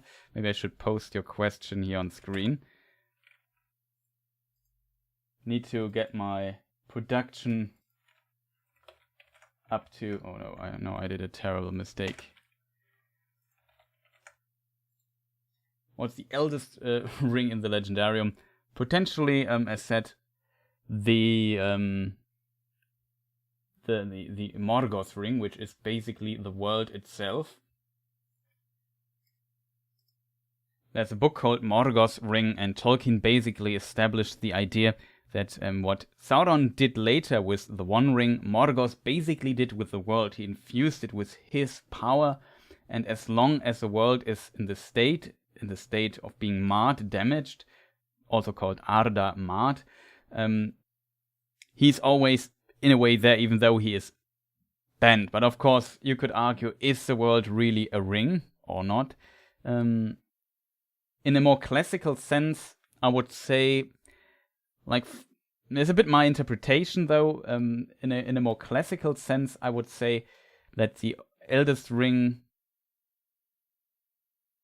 in the Legendarium, potentially the Ring of Barahir could be one of the eldest, because that is the ring of the house of Finarfin, and it was created during the years of the trees, I assume. I'm not sure if there is a mention of an even older ring. I can't think of any right now, but he should be among the oldest rings, because Finrod wore it as a symbol of the house of his father, Finarfin. I also have a picture of Finarfin somewhere. Maybe we can find it really quick. Finarfin is the father of Galadriel, for people wondering. Let me see. I think Danny Dolphin has a picture of him. I'm a bit limited on my Finarfin pictures. Now, here we have one embracing, I think, his daughter. I usually pretend it's his wife, but because I don't have a picture of Finarfin's wife, Earwen, I think is her name. Am I right? Yes, awesome. I remembered the name correctly.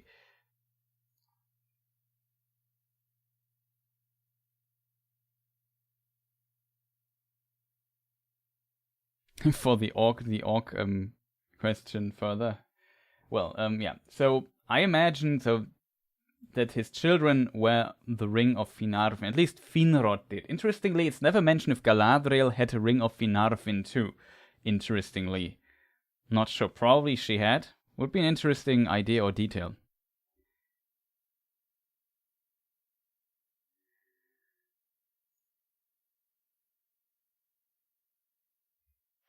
I personally prefer orcs as corrupted elves. Yeah, I agree. I too, though, has problems.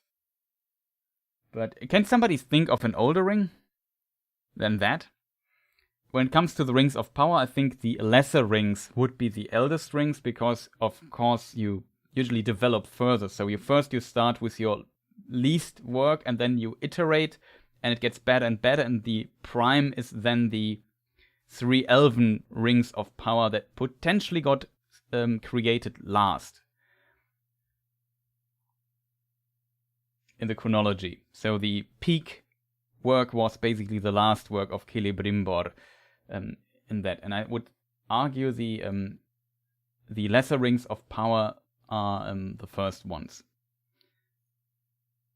The oldest ones from these line. But of course, the Ring of Barahir is much older than that. Are there any other rings mentioned somewhere? I'm not sure. But I hope this answers the question here. Next question.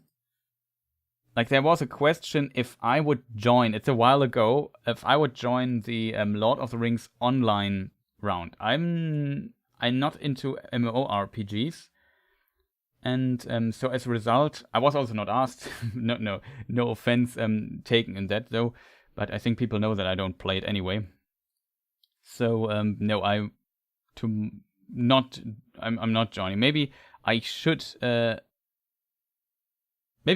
try it out at some point again. But yeah, I have so many games I still want to play and on my list. Like I have to complete Sable. I have still my level 1 run for Dark Souls 3. We have the 2 last bosses of the second DLC left, Midir and the final boss, which I won't spoil the name here. And Midir won't be a problem. Last boss will be really, really tough. So, but I need a break after Elden Ring from Soul stuff for a moment. So Sable might be next. And then there are a ton of other games, Elix or something like that. Also be interesting. We still have to continue with Raft. Also a lot of fun. In this context, Amanda asked, could you do a campaign play with the Rise of the Witch King on PC? Maybe. Like there are I sometimes get these requests of playing Lord of the Rings games on my gaming channel, but my Twitch stuff I do, in case people wonder. I also have a Twitch channel where I stream usually 1 or 2 times a week, but recently basically every day, where I streamed also Elden Ring. Let me see if my command works here. It works. Usually I see this as a little hobby of mine, and since I do so much Lord of the Rings stuff in my all day basically, I enjoy sometimes doing something that is not Lord of the Rings related, even though I know people would love to see this. So maybe a game I would play with War in the North, I would maybe replay on stream at some point. I got asked this like years ago and I haven't done it. But yeah. So there's that. Maybe I try it out, but when the Gollum game comes out, and like when a completely new game comes out, I don't know, then things might be different. I will make a review or something like that on the main channel, and maybe post a playthrough somewhere. Like probably a playthrough it on Twitch or so.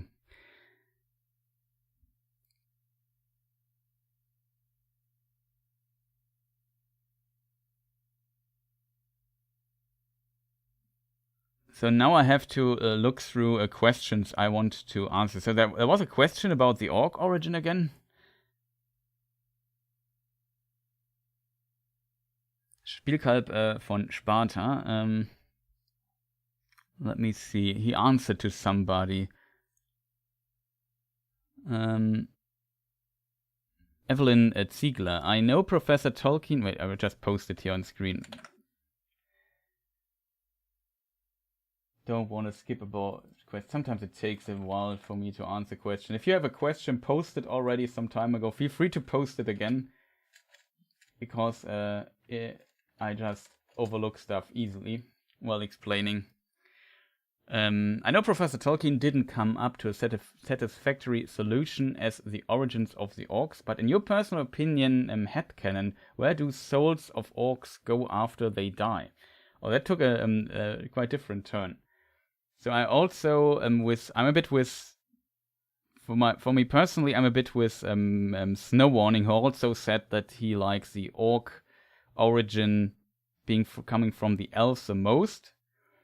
And I agree on that, because for me, Lord of the Rings basically implies that this is the, let's call it, version. And this is also the version in Lord of the Rings, and for me, Lord of the Rings is the most canon book. So as a result, this version is the most canon. It also makes the most sense inside the world itself, inside Tolkien's universe itself. As a result, I would usually go with exactly this version too. It's also implied in the Silmarillion that if you completed Hobbit and Lord of the Rings in the appendices, you would most likely read next the Silmarillion. It's probably the most well-known book after Lord of the Rings and The Hobbit.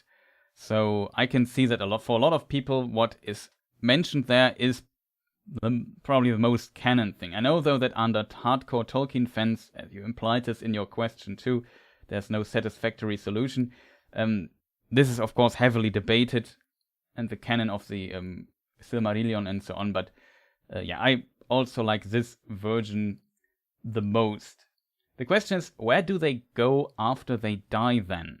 So it has a lot of problems, the elf solution for orcs, because that would make them immortal, and there are some implications that orcs can get really, really old. but in this case they would also return to the halls of Mandos and had the chance to re-embody at some time.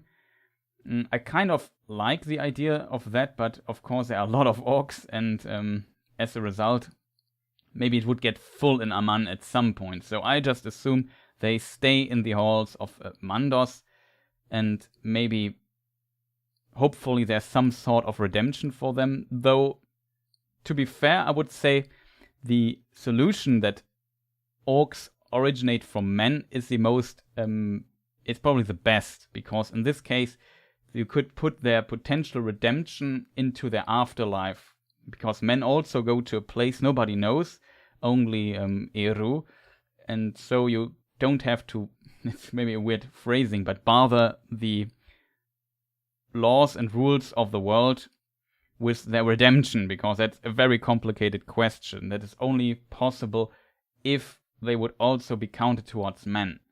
So I definitely see why Tolkien in his later life went with this solution particular, because I think it's the best solution, but it doesn't fit the lore too well because there were orcs before men awoke, and that is a problem.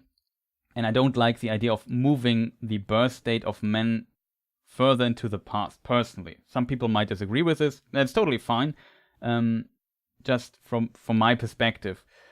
So, yeah. I personally would have wished, like the easiest, not the easiest solution, definitely not the easiest, but another solution I always wonder why Tolkien never went for this is creating another species, another race on the world, and that are the orcs.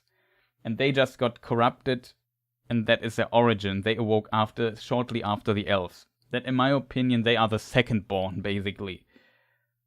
And they're, I don't know, while let's say the elves are the more bound to earth and nature-loving species, then you could make the orcs the more wild and tribal species, if that makes sense. Like, they are hunters, and they, are like, I don't know, what beasts or what animals exist, like, that go hunting, like, I don't know, a lion or whatever, I don't know. Like, they have the instinct for example, for hunting. Very classical stereotype for orcs, I guess. And you could maybe use this concept in the manifestation of this other of these second-borns. The one are the more closer to nature, the other more closer to instincts, to hunting, to all kinds of this. And then this, by Morgoth, found them, corrupted them, and put this to the extreme, basically, and formed his own warrior race out of these entities, or of these beings, and of these second-born, if that would make sense. I think that would be maybe even a better solution for all of this, just exclude them from all the men and elf stuff. I know, though, that Tolkien's vision was like that the orc is basically a mockery of the elves, or a mockery of men, whatever you want to call it, which is also a pretty cool concept, but it is it's definitely, for me, it would be definitely also an interesting solution to go with this, instead of making them in their origin related to one of the existent species, either elves or men. I think that would be better overall, but what do I know, right?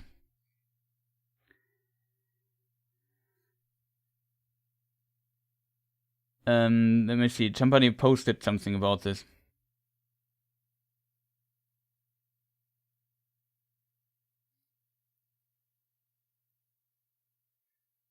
Exactly. I hope I found the correct question. There's no warning there. Yeah, the Saruman thing, like, there's also a version where orcs come out of, I don't know, slimy pits or something like this. I assume this is a reference to this is what Peter Jackson went for. He needed, like, a solution. Like, he couldn't portray that Saruman started breeding orcs 50 years before the orcs were actually created. Or not 50 years, what am I talking there? He couldn't it would be difficult in the movies to explain that Saruman started breeding orcs, I don't know, I forgot the exact number, round about 80 years before the Lord of the Rings, roundabout, maybe 90, something like this. So 2900, 2800 something, I think he starts breeding orcs. And in the film he needed, like, for the chronology of the film, for it to work and to not be too confusing, he needed to find like a way to do this differently than it's in the books, and he also needed to find a way to basically explain how does Saruman come up with 10,000 orcs in a matter of months, or maybe a year or so. That Peter Jackson needed to basically portray convincingly, and just getting them out of these slime pits or dirt pits or whatever you want to call them in some way was probably the easiest way to say, yeah, there's some magic breeding going on, and you can just mass produce them. And that is, and they also are born when they're already fully grown, it seems. They don't need long, so they needed to explain this, almost like science fiction with cloning somebody and enhanced growth, and they just, get to adulthood pretty fast. It's almost like a science fiction solution that he goes there, which is kind of interesting in my opinion. But yeah, he had to basically find a solution for that, and it works. Of course, it is not really in the books.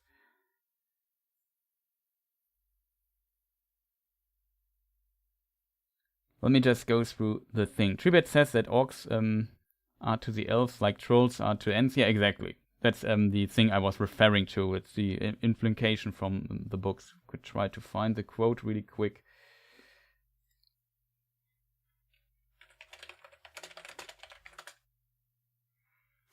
In the chapter, what is it called? Treebeard, of course. Treebeard explains. I hope I find it. Yeah. Do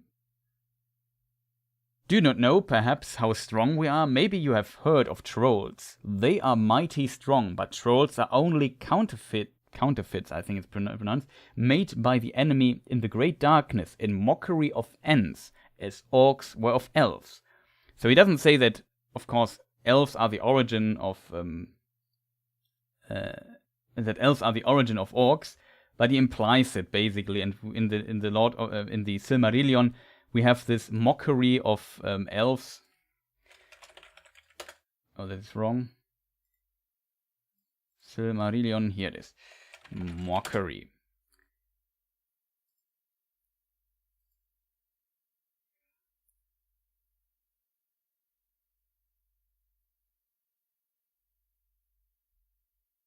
Yet it is held true by the wise of Erisea. Erisea is, in case people wonder, is the island here, this small, and the Teleri lived here. And the Teleri had contact with Numenor. So they sailed from this island to Numenor and back all the time. That is why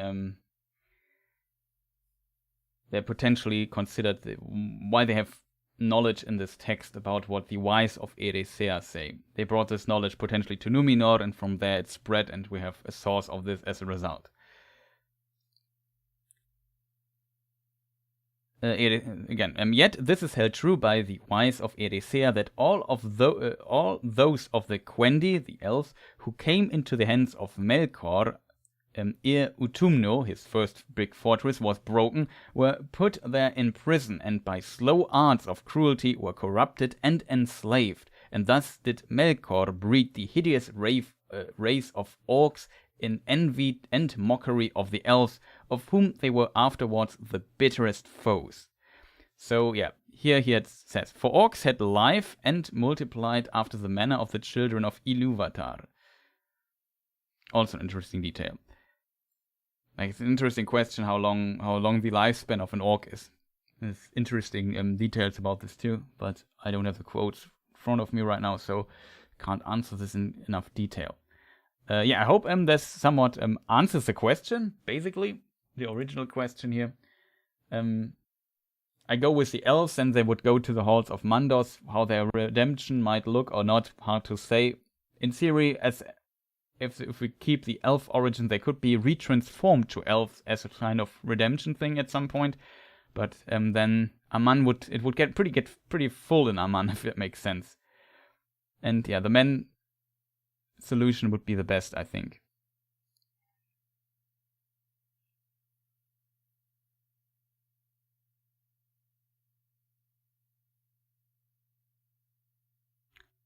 I would be fine when orcs are bred from beasts or Maya beasts like dragons, probably.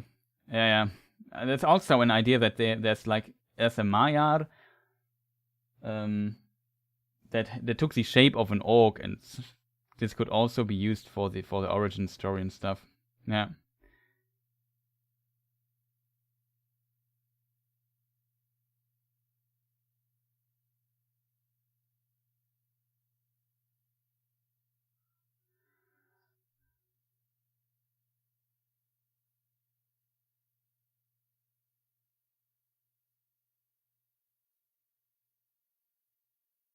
What are you working on other videos? So I'm working on finally episode 25 of the book and film differences and book analysis series, however we want to call it. That is coming, and of course Elrond Part 3 is also in the works. But it will be not cover the complete Third Age. Elrond Part 3 will be put into several parts because I currently feel not powerful enough to just make another 2.5 hour long video. Like, that would destroy me completely at my schedule, so I have to split it in multiple parts, else I go insane. Like, you have no idea how difficult it is to make. Maybe you can distantly imagine, but a 2 hour or 3, even 1.5 hour video is already pretty long for YouTube if you have to script it and so on. So as a result, that is really, really exhausting, and there might be some other long videos in the planning. I want to do one about the history of the dwarves. I want to do one about Galadriel before the show comes out. And you can imagine how much time I will need for those. So I'm a bit optimistic there, I guess, but I hope I can pull it off. But that is what's coming up next on the channel, I hope. I know a lot of people wondering what the film and book differences series is, so yeah, it's common. Nobu also mentioned there is a term trollmen in Return of the King. Yeah, exactly. There's trollmen, and there's also like a goblin men or so basically a half-breed.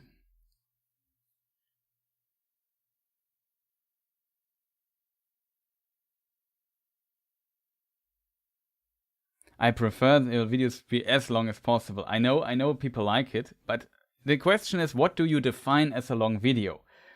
Like, many channels often stick to like 10, 15 minute videos. Sometimes if they make a longer video, it's like 20 minutes or half an hour long. That's already usually, outside of stream VODs like this here, a very long video. But for me, yeah, long video starts, I would say, after 20 minutes. That's for me already a long video. That takes some time. Like, half an hour is already long, 40 minutes is already long. And if we go to the hour mark, it's extremely long, and everything beyond the 1 hour mark is just insanity. You have to see it like this. And yeah, I have multiple of those 1 hour plus videos on my channel. And yeah, that makes it The History of Middle-earth from Elrond's Perspective. That's probably also a title that is more fitting. The problem is, I think it's too long. The Olokai, yeah, they're also like a special breed of orcs. I know they have like black blood, I think, and they speak, interestingly, black speech, which is also unusual because orcs often don't speak black speech. They should speak black speech, but they're sometimes bad at doing so. Quite interesting.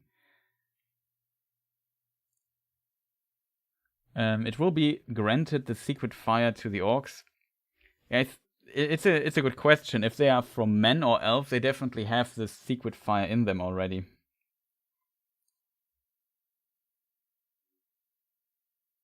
Over 2 hours falls into the long category for me. I enjoy your video essays, Team Elrond. I can see this, but really you have to understand it's really taxing to make these videos, because just imagine you edit for 8 hours or 10 hours straight. You look what you done today, And you see, I edited 10 minutes or so. Yeah, and I have in a 2 hour, like the Elrond video is 2 hours 47. Then you can imagine how often I edited 10 hours straight, got 10 minutes done, and so, okay, I have to do this tomorrow again, and tomorrow again, and tomorrow, and the day after that again. You know, it's really annoying at some point. You really want to move on, also maybe work on a different topic at some point. That is the reason why it's really, really difficult for me to make these videos, because it just eats a lot of energy of yourself to do this. Even voice recording 2.5 hours is just like, I have to read like 30 pages of text. That's around about to the length of the Elrond Part 2 video. I think it was 32 pages or something like this. Just writing them, correcting them, then something doesn't flow, then I repeat myself here and there, then I make a mistake, have to record something again. It's annoying as hell, I can tell you. It's just really, really... I completely understand. I'm grateful for even a 10-minute video from you. Yeah, I know. But I know that people really like those long videos. But I think 2 hours is maybe also a bit long, or 2 hours 47, which is just absolute insanity. I think few people do videos this long, and I have a lot of respect for people doing these videos as well. They will be the exception on this channel, though. I usually try to go for like 15, maybe 20 minutes. Like 50 minutes is usually like a normally long video for me. And I can also make more of those. Yeah, editing takes a lot of time. I don't do awesome edits like some of the other channels. Like if you look at here, Redbook, for example, like his editing is really advanced. Like he does a lot of effects and transitions and so on. I just have a glorified picture show, basically. It's just very, very simple what I do, and still takes a long time, especially like in the videos there's also a lot of text, and the text, like just imagine you have a video and you have literally 25 pages of text just in a text document for spell checking and so on at the end, because there's so much text in the video itself. It's just yeah, like it's a lot of work, simply. But yeah, that's roundabout how it takes. We're all a bit mad here, that is probably. History of Middle-earth from Farmer Maggot's perspective. And then I also asked, how do I look like? Well, I don't know. I'm like 1.77 meters or so tall, so I'm not that big. Like brown hair, glasses.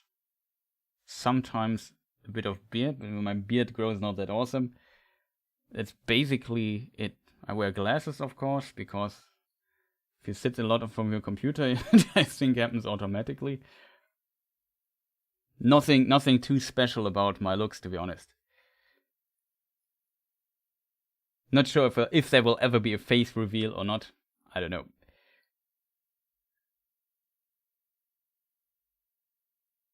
Maybe somewhere in the future. History of Middle-earth from the Fox. Well, we have the history of Middle-earth from Elrond's perspective.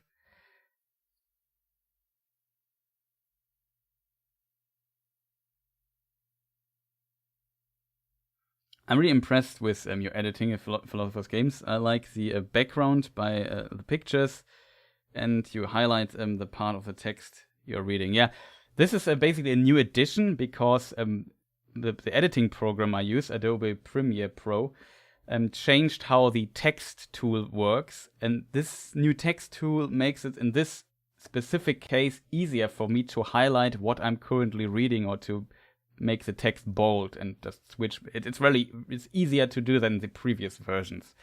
So I can do this more easily now, and I usually try to do this too. The background is just, yeah, I experimented with black background again. Like usually I have this, let me see, can I bring this up on screen somehow?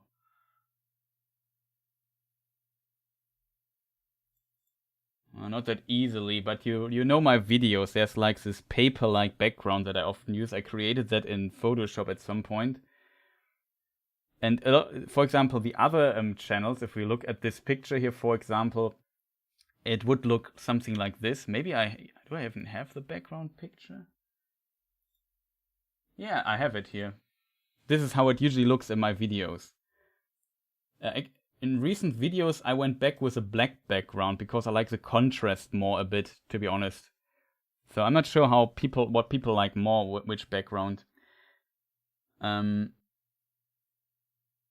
Other channels, for example, I can't reproduce it completely, but they basically make, for example, the picture a bit bigger, and then they put the same picture again in the background and blur it. And then they slightly keep moving it while I'm talking, like this. I can't really reproduce it here in OBS too well. But something like this, which is also pretty cool, I think. But yeah, I don't know. I often have also a text somewhere below, so it's kind of difficult to find a really good solution for that. How to edit. I mean, I rarely get complaints about my editing, so I think the editing is mostly fine.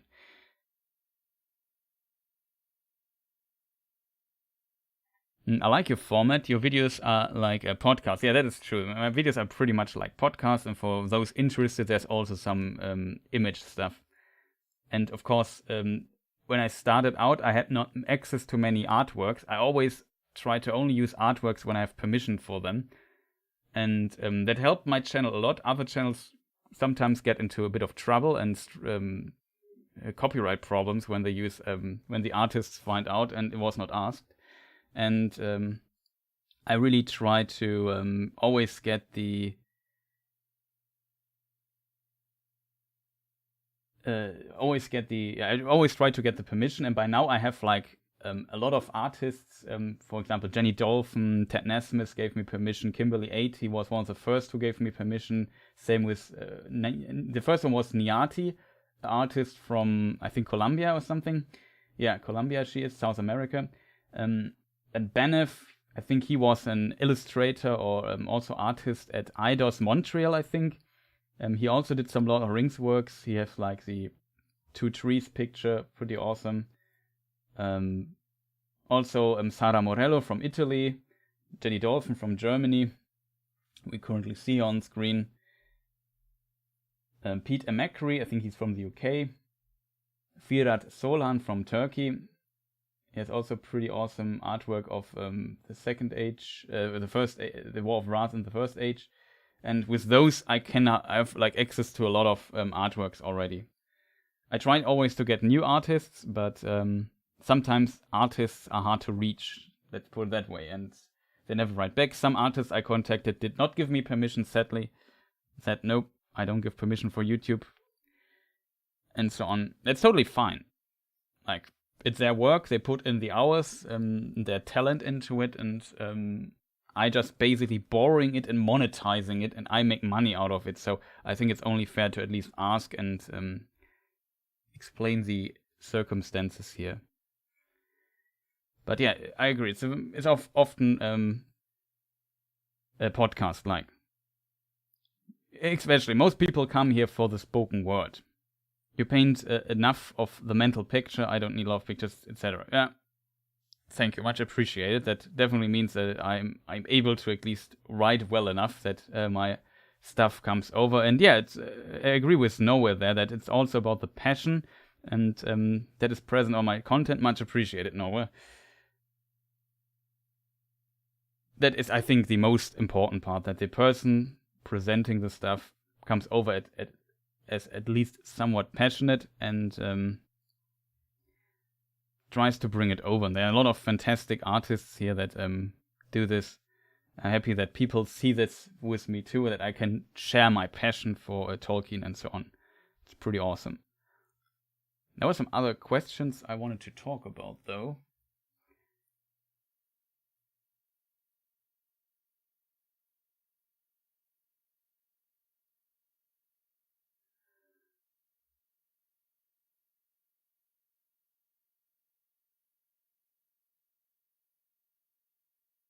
Noah also says, I think I can speak for others when I say that the approach you take and manner by which you present information needs multiple hours. Yeah, exactly. Especially if the topic is very wide. I just need time to go through everything. I really try to provide the sources to connect everything, that people listen to the stuff, have the background information to understand the connections and implications inside the lore.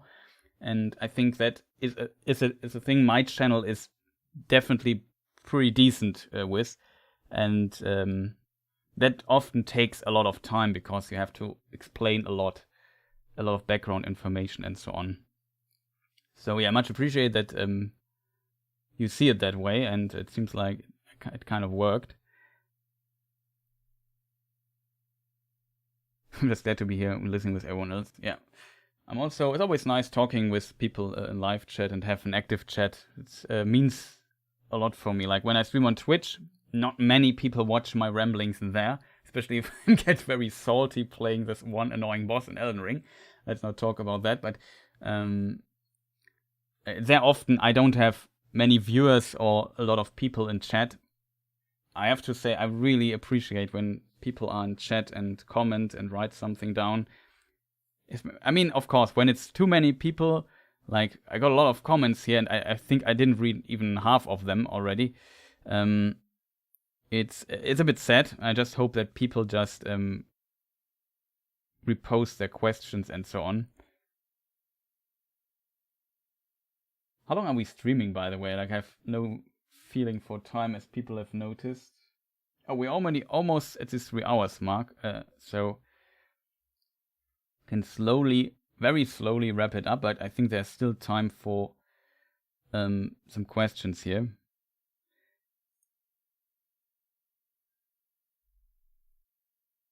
But yeah, now we talked a lot about the channel stuff and editing, but it's kind of nice.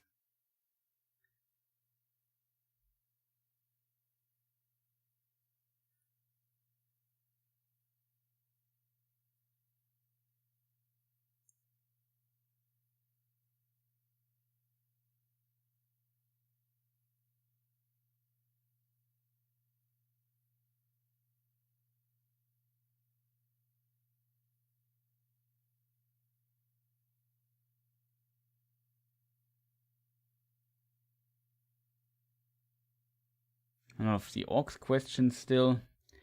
Treebeard.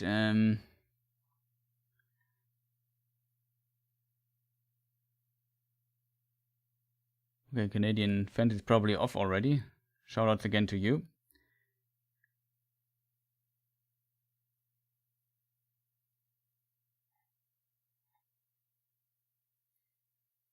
Any chance you could talk some more about your thoughts on what Gil-galad is up to at this time? Okay.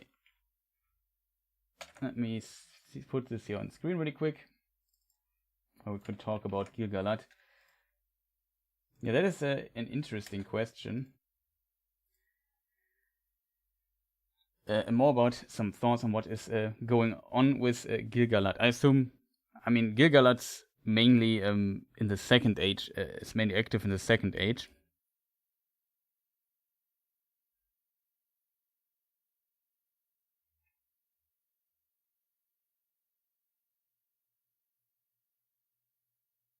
Well, that's also an interesting question I just see popping up, but maybe let's talk. What was Gil-galad up to at this time? I think there were multiple things he had to cover in his time.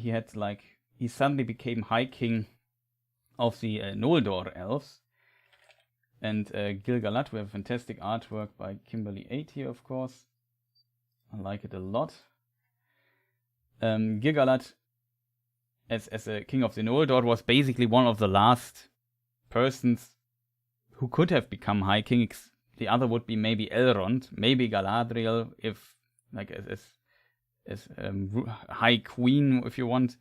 But that's unusual for elves that a female becomes a ruler.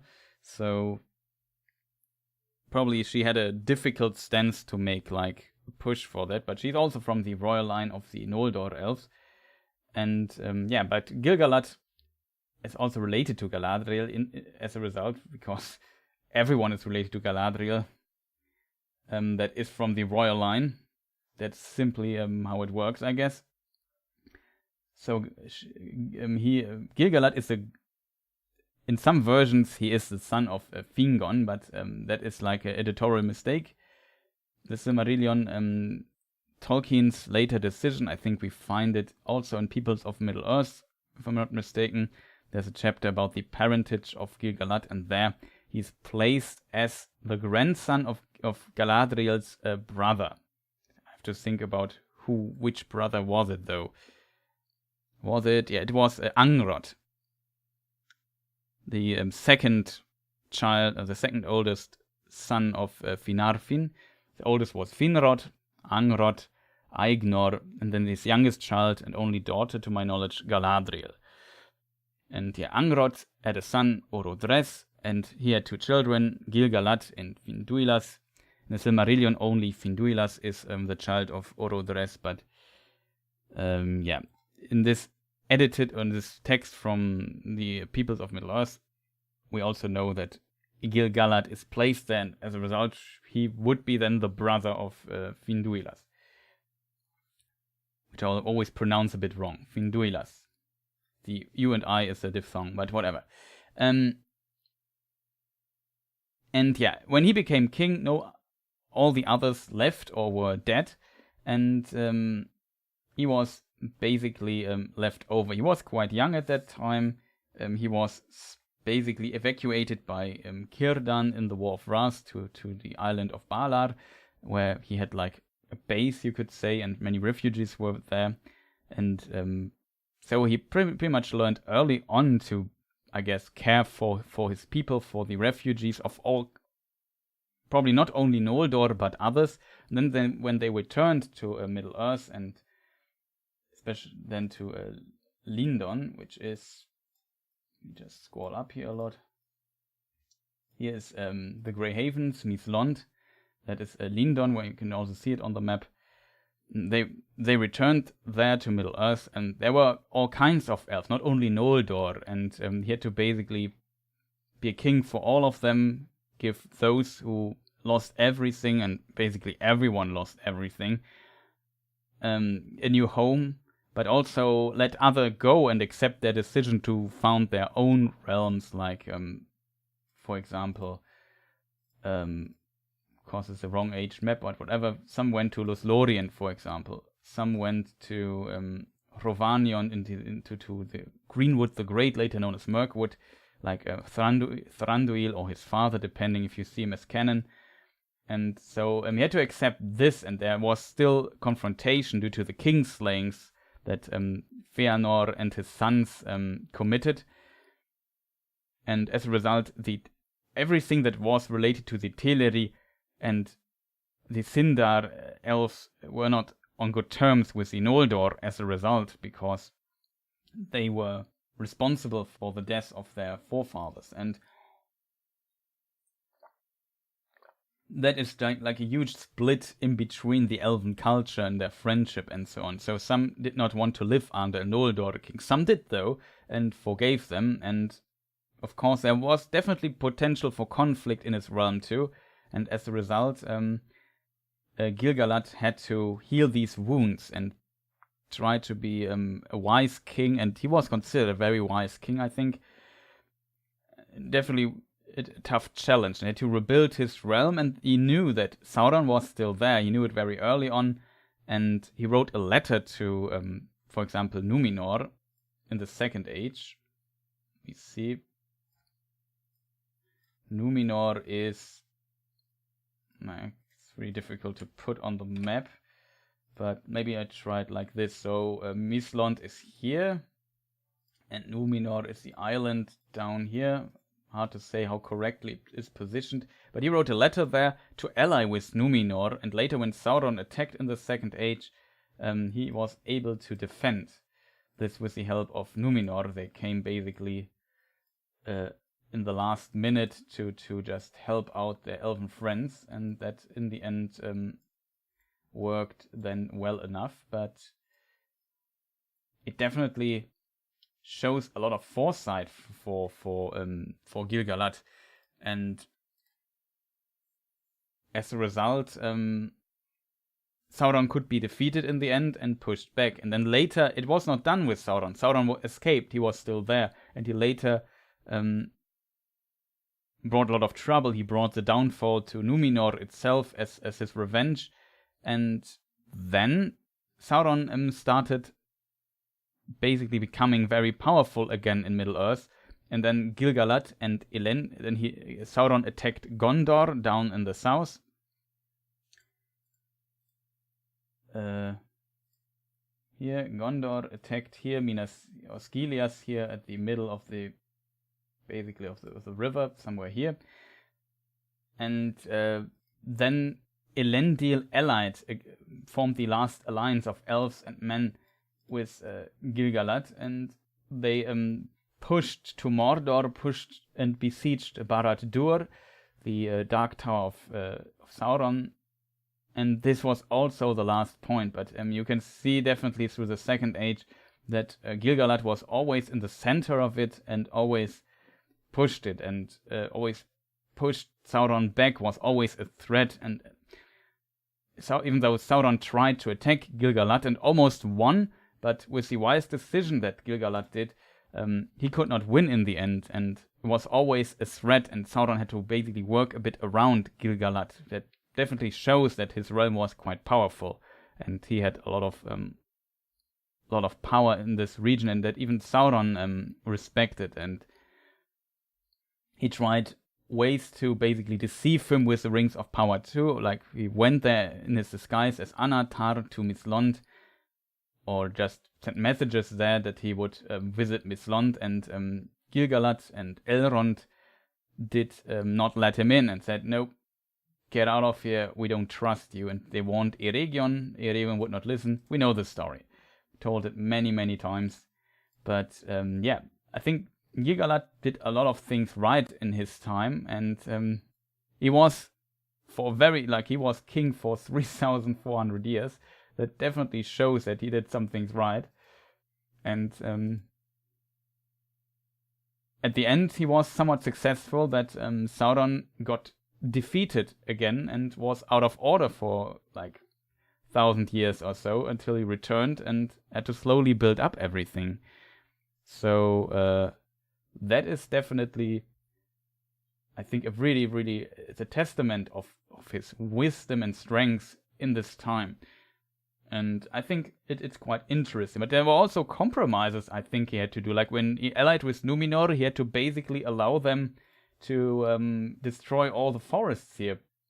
It was definitely, the Noldor were not, like in comparison to the Nandor, for example, the Noldor were not that, it was not like these elves would never chop a tree and build something out of wood.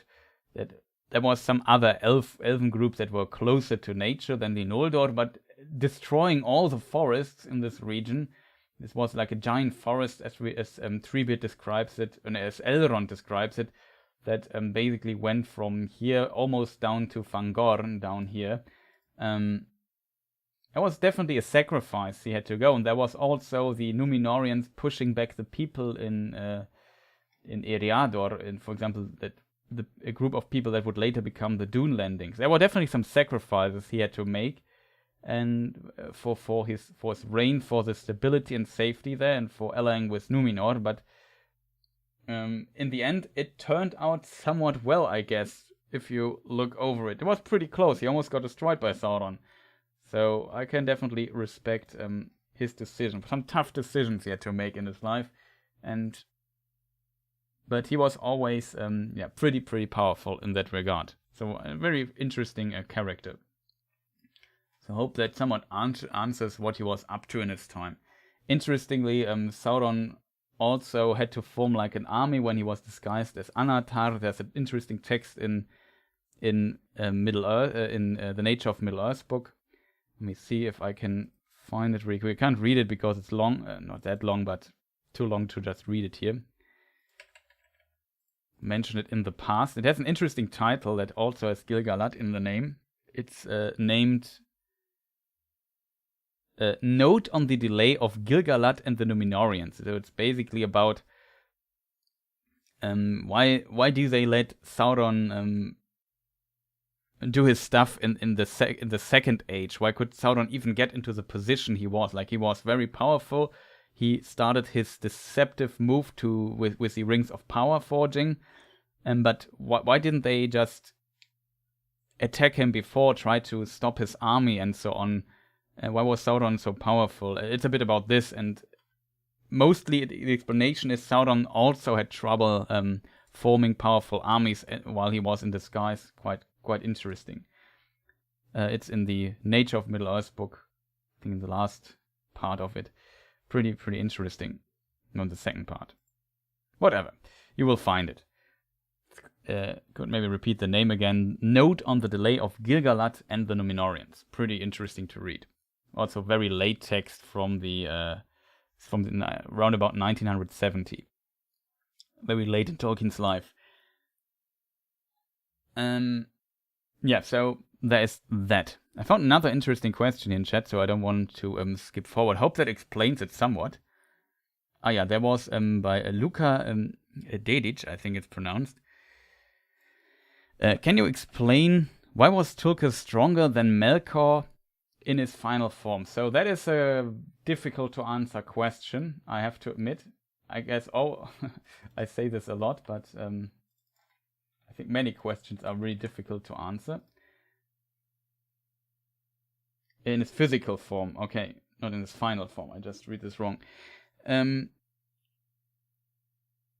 Interesting question. So, we know that from the Silmarillion, for example, we know that Tulkas and Melkor had some history.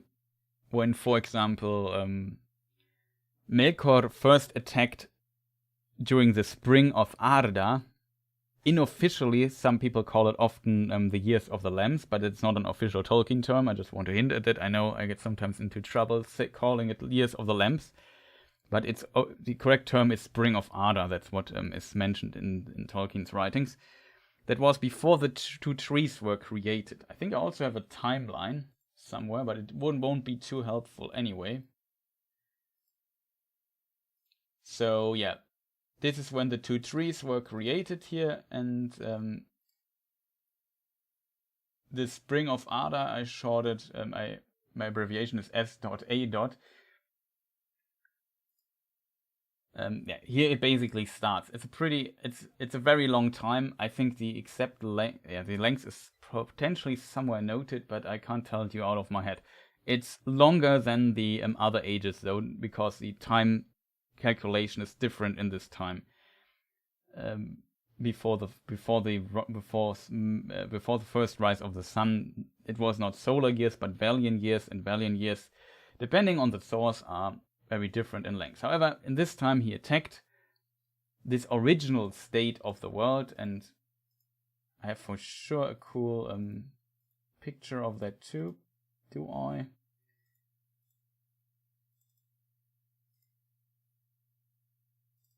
Yeah, so basically this is the first version of the world. Like there we see like two big towers with like a lamp on top. One is called in the north Iluin, in the south it's Ormal, and in the middle we have like Almaren and the Great Lake around it. And now Melkor destroyed these two lamps that basically lighted the world. Just imagine a big, I don't know what you call it, not an obelisk, but a big structure, and on top there was like Varda, the Vala of the Stars, Lady of the Stars, Queen of the Stars, wife of Manwë. I think hollowed lights on top of that, and they basically lighted the world, and everything was at least somewhat perfect. And then Melkor destroyed it, and this content mass scattered, and the oceans were created as a result, and so on. At this point, there was like a conflict, and Melkor was more powerful potentially than all the Valar together. But the question is always, what does this exactly mean? And I think here lies a lot of not misconceptions, but you can definitely get different opinions on this. What does power really mean? What is power? What does it mean that he is more powerful than the others? So we know that Tulkas is also one of the Valar, but wasn't a Valar, wasn't there from the beginning. He came later into the world. There's like, I think somewhere a mention that Melkor was basically fighting the others, and then suddenly Tulkas came and he heard his laughter from the sky, and he didn't know what it was, and he was scared, and he just basically retreated as a result, even though he potentially was more powerful than Tulkas. But exactly, Tulkas entered the realms here very late. Yeah, it's an interesting idea what Nova just says. But yeah, Tulkas is basically the champion of the Valar. He's for competition. You could maybe, it's difficult to compare him like to a god of war or something like this, but he was not evil or just wanted war. He wanted competition. He wanted to fight others. That was basically his thing. That was his aspect he was strong at. Melkor, on the other side, his aspect was dissonance, if you want. Like, he wanted to... He was very, very powerful because the other were all aspects of harmony, while he was the sole aspect of dissonance, if that makes sense. So that made him insanely powerful, and as a result, he was also more powerful than Tulkas. Even though Tulkas was a bit maybe on the edge of it. Tulkas was also a Valar of kind of harmony, but even in harmony, you need like competition, if that makes sense. It's like a very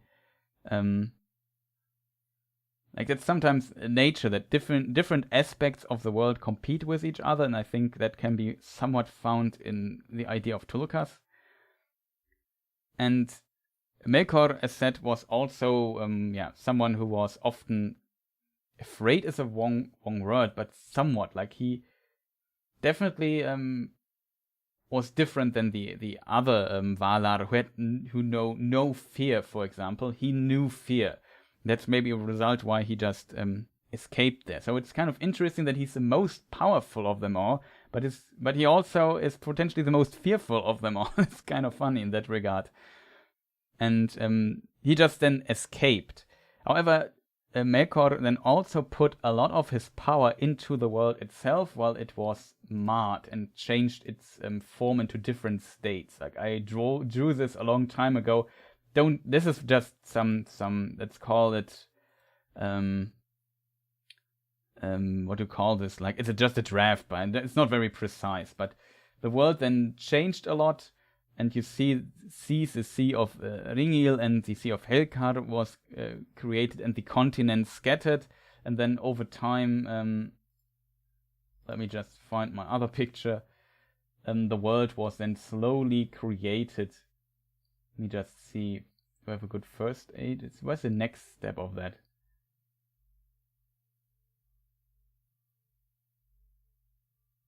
Always hard to find this stuff here, but maybe just go with the first age thing here.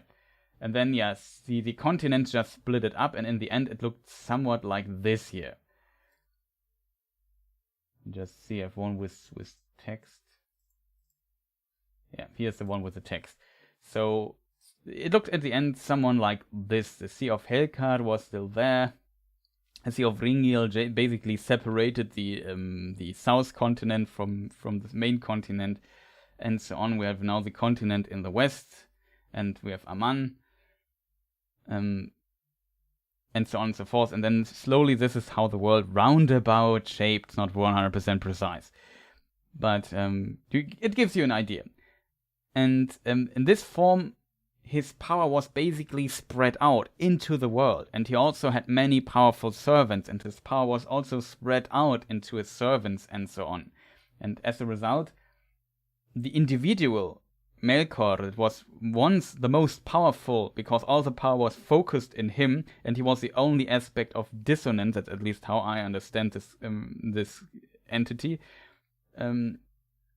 Suddenly, the individual entity became weaker as a result, and he wasn't as strong as the others together anymore, because his power was so spread out. Still, and this is, we have to think about this, why this is power, why he still is basically more powerful. The Valar together could only somewhat reduce his aspect of power in Aman, but not everywhere else. The power of Melkor was still active in all of the other landmasses that you see here.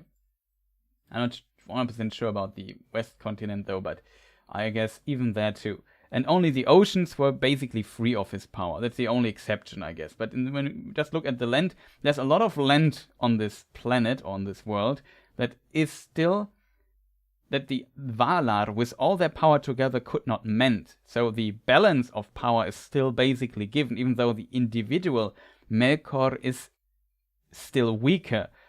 Overall, the power of him is still greater because it's still in the world, and the Valar are not able to remove it from the world. The Valar cannot mend the world. The only way to mend the world is to destroy it and to build it anew. Currently, I guess Eru could also mend it somehow because he's omnipotent, but he has all the power. But that's a different aspect I don't want to discuss here too much in detail. But I hope this somewhat explains the basic idea of what power means in this context. The power of him is dissonance, is creating these servants, is corrupting others, is corrupting the world, is damaging the world.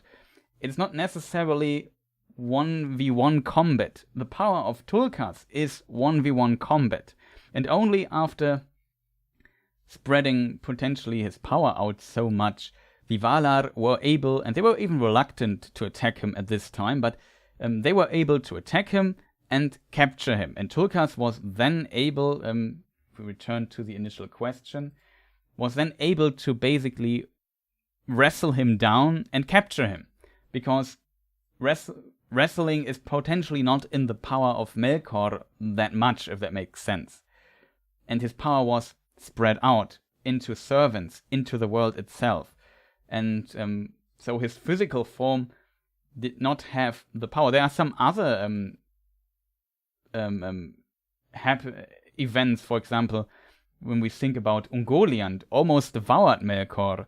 Why was she so powerful? She consumed the light of the two trees and so on, and a lot of jewels. And she also overwhelmed him, but he spread this power out. He had the Balrogs, and then they came and saved him.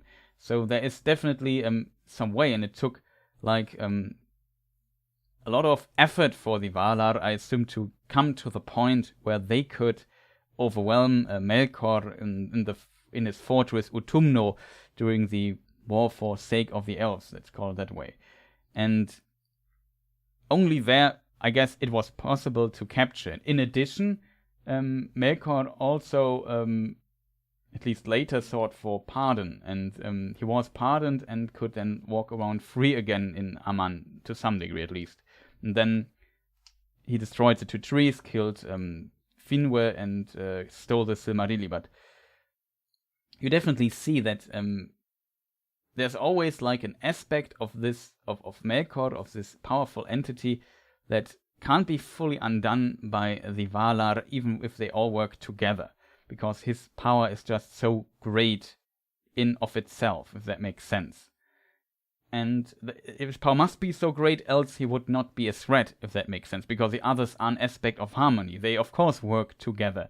There's very little dissension and disarray, to go with this one quote, among the Valar themselves. Only Melkor is the only exception to that. And to be like a threat, he must be potentially more powerful. And the powers of harmony, the power of good, must work together quite efficiently to even overwhelm them, and he must do some other stuff. But you have to keep in mind that there are also some weaknesses that Melkor has. It's not like a classical, I don't know, Dragon Ball fight where his power level is just greater than everyone else, and that's why he always wins. Like, there's more to it. What he's powerful in certain aspects, in creating servants, in creating evil plans to destroy the creation of the other Valar, to bring dissonance into the world. That is his power. His power is not necessarily focused on winning a 1v1 duel or combat or so on. He was even wounded by an elf, by Fingolfin, in a 1v1 in single combat. So there's definitely a difference, in my opinion, what that exactly means. I guess, of course, if Tulkas can't just go to Melkor and wrestle him down when he is at full power, for sure that is not how it works. But in this particular situation, his power was already spread out. In this particular situation, it was also brought into a position where he was simply not able to win against Tulkas in this combat. And it was also basically a discipline where Tulkas is pretty strong at. So there's that, if that makes sense. I hope I could somewhat answer this question as a result. Maybe somebody in chat has for sure add something to this. Melkor's domain is extremes of heat and cold, which is only indirectly useful in a fight. Yeah, exactly.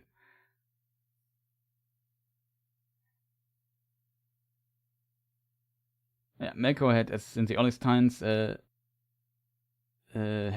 has been dispersing his power into the world. Exactly.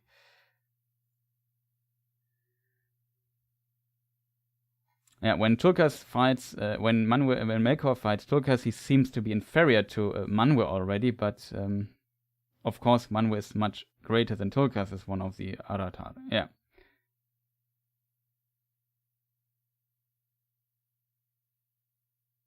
Yeah, definitely. The domain, the situation plays also knowing fear, like that definitely plays into this, and can be seen as a weakness. Tulkas simply does not know fear. That's definitely different for Melkor, and it's kind of interesting how Tolkien orchestrates this. But I think we also should never go into these absolutes, like let's put a number to his power. His power is 9,005, and the other powers, if you just add them together, is 8,050, and that is why we should never go into this direction, in my opinion. Like, power is such a vague term in of itself that it can mean all things. Like, I don't know, the president of the United States is for sure a very powerful man, but probably he loses to a lot of people in single combat, if that makes sense. So you have to see it also a bit from this perspective. Like, what does power truly mean? And in the end, Melkor, or Morgoth, as he's later called, stays relevant in all the time. Like, he's always a thing, and Sauron continues, has a different vision than him later, and maybe separates himself from him, but still he also relies on the power of Morgoth, to be honest. Maybe I find the quote really quick from Morgoth's Ring. There's an interesting quote. I often read it in my streams. I think I've read it in almost every stream.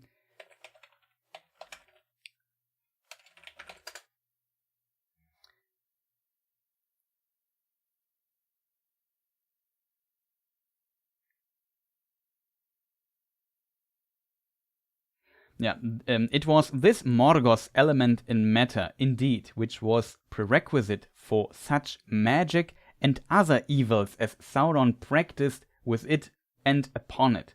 So for all these magic tricks and all the evil things Sauron does, it still is based on this Morgoth's element in the world itself. He stays still relevant even though he's in the void and abandoned and basically removed from the equation. His power stays still there. His ring, Morgoth's ring, is still there. And it can still be used for example, Sauron to use this power to accomplish his goal. So that is also an impressive statement for the power of Melkor or Morgoth. It was a long answer, but it's difficult. Also, Rafael Gustavo also wrote something previously multiple times. Sorry for ignoring you, Sultan. We maybe come to this next.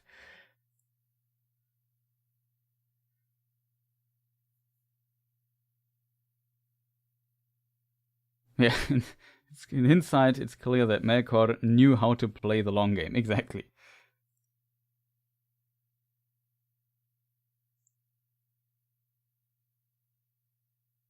Did Sauron create kind of a technology in early... Wait, you can put it on the screen.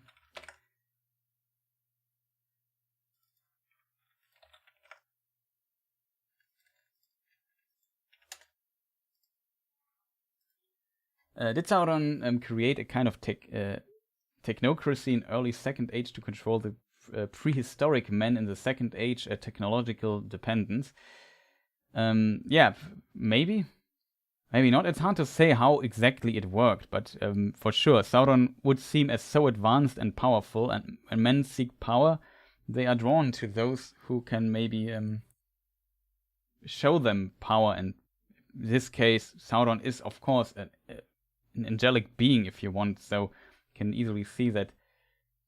I wouldn't potentially put it on kind of technology so much, but even though it's possible for Sauron, as a former Maya of Aule, the Valar of smithing, Sauron had this knowledge and could basically put in this knowledge to create technology, if you want, and make these early men definitely dependent on him. That's a way, but I don't think it's really explored what exactly were the tricks he used. I think both would work, like demonstrating himself as a very powerful entity on one hand, but also with his knowledge forming like some kind of technology advancement for the people themselves, giving them whatever.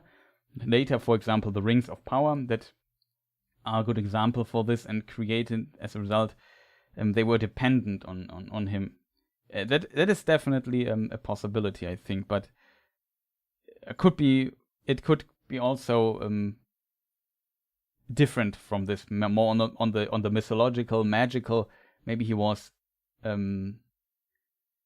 revered as kind of a god entity, or like as a high priest of Melkor or something like this.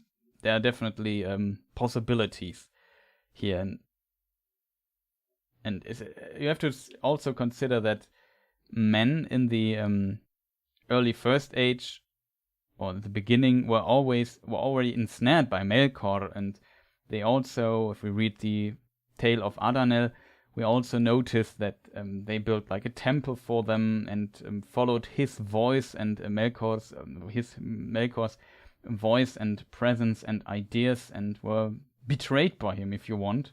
And as a result, they were punished by Eru, and their life was just shortened. And some resisted and fled, and these became the Edain, and out of those formed the, for example, the Dunedain, but also the Druidain were also part of the Edain. And it's in this regard, it has, I think, many more details to that.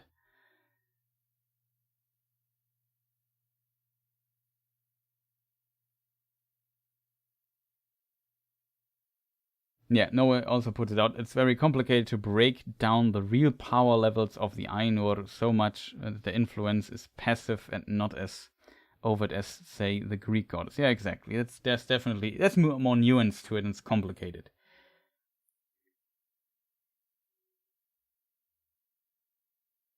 Yeah, it's not simply to understand even when Tolkien states, and you have to consider there might be also multiple versions of a statement when we talk about outside of Lord of the Rings texts.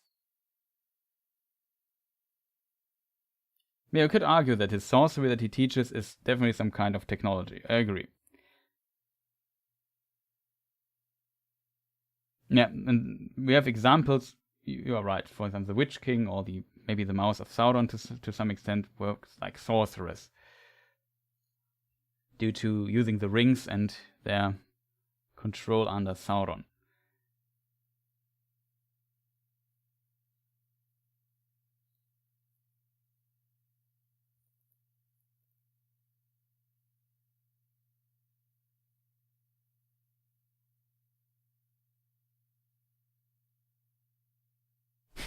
Okay, Spielkalb of Sparta. Maybe it's not on anymore because it's really late for him, I think. I found the fox. It's in the chapter 3 is company. A fox passing through the woods on a business of his own stopped several minutes and sniffed. hobbits, he thought. That's a fox, yeah. We could explore the history of Middle-earth from his perspective.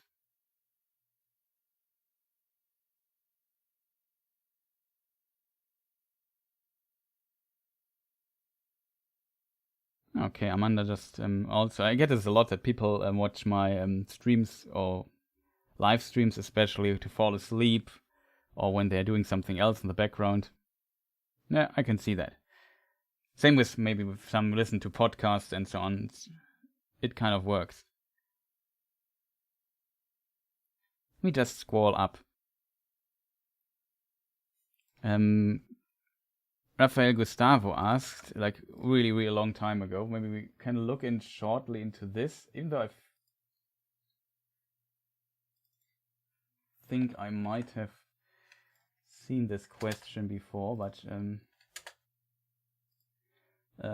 was Tolkien inspired by Africa, Ethiopia, Saracens,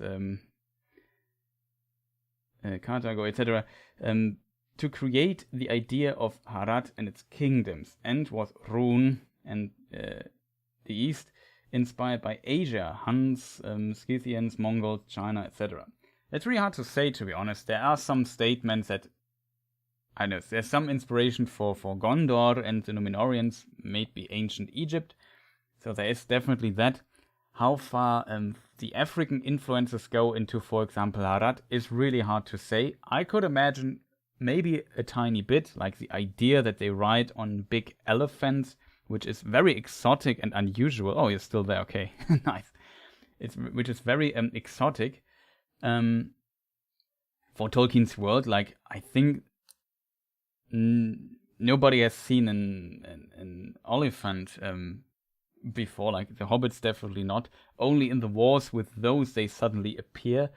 So I could imagine that there might be some influence, but I'm also not too knowledgeable on saying how big the knowledge of Tolkien himself was on some of these cultures. For sure, he knew ancient Egypt there, and he also originally was born in South Africa, so he potentially has some knowledge about the wildlife in Africa and so on, and maybe these little details can be found here and there, maybe how he remembered Africa, and this idea could have influenced how Harad might have looked. Of course, if we look at the Huns that are very known, or the Mongols, very known in also European history,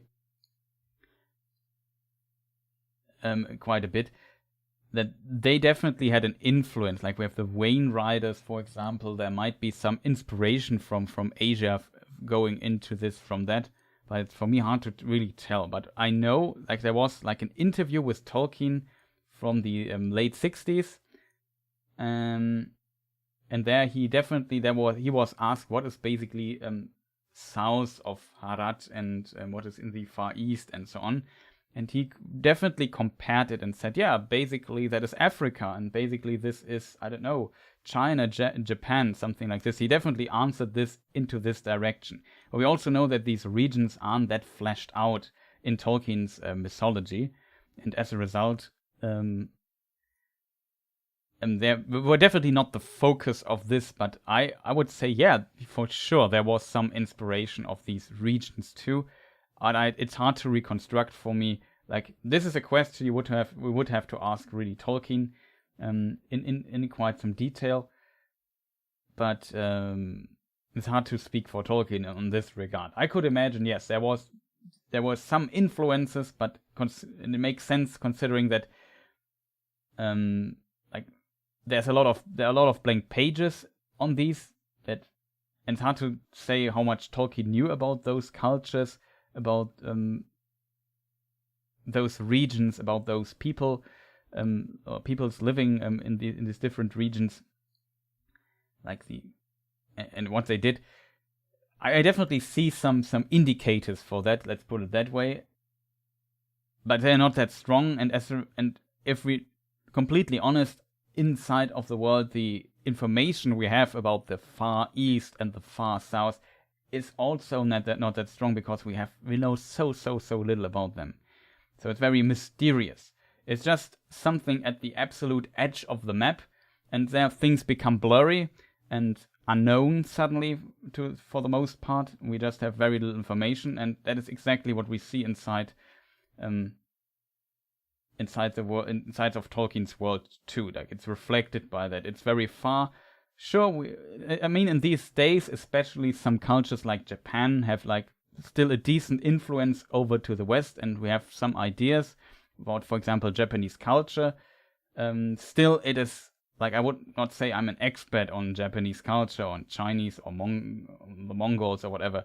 Of course, no, they were there. I know some details from history here and there, but that's basically, so my knowledge is also quite incomplete. I could imagine that was the same for Tolkien at his time in his lifetime, simply just many decades ago. And so I could imagine, yeah, it was probably also a bit blurry, and as a result, he maybe thought of those as a distant inspiration, and they had maybe some influence, but of course, well, not the major influences, I think, except for the very big cultures like Egypt, for example, that are much more known to us, I think. That makes sense.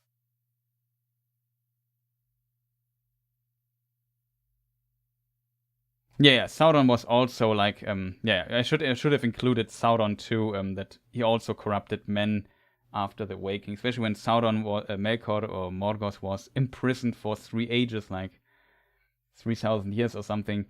Sauron was then active potentially in this region, but probably from the start too. Yeah, I agree on that.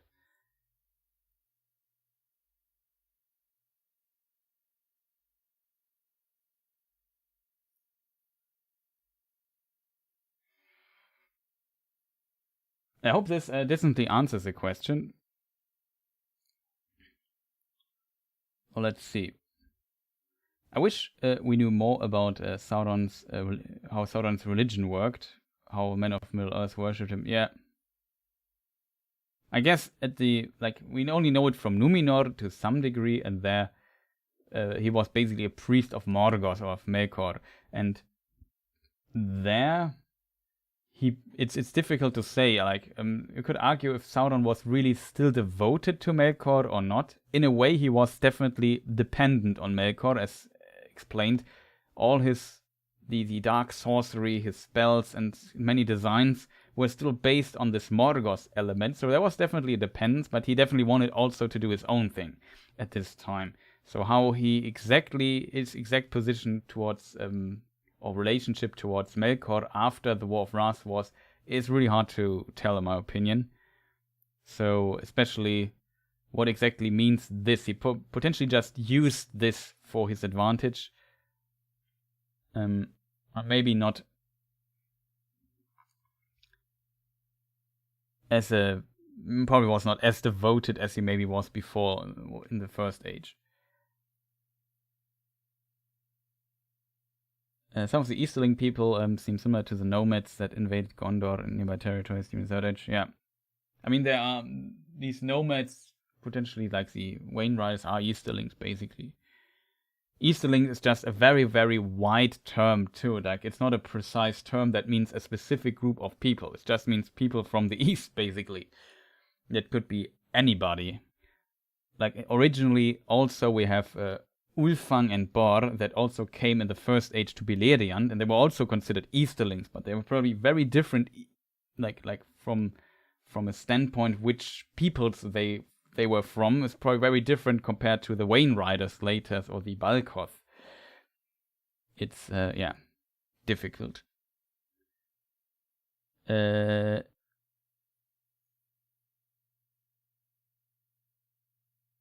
Also, Joa Frit has also, I pronounce your name correct, also an interesting question, potentially hard to answer.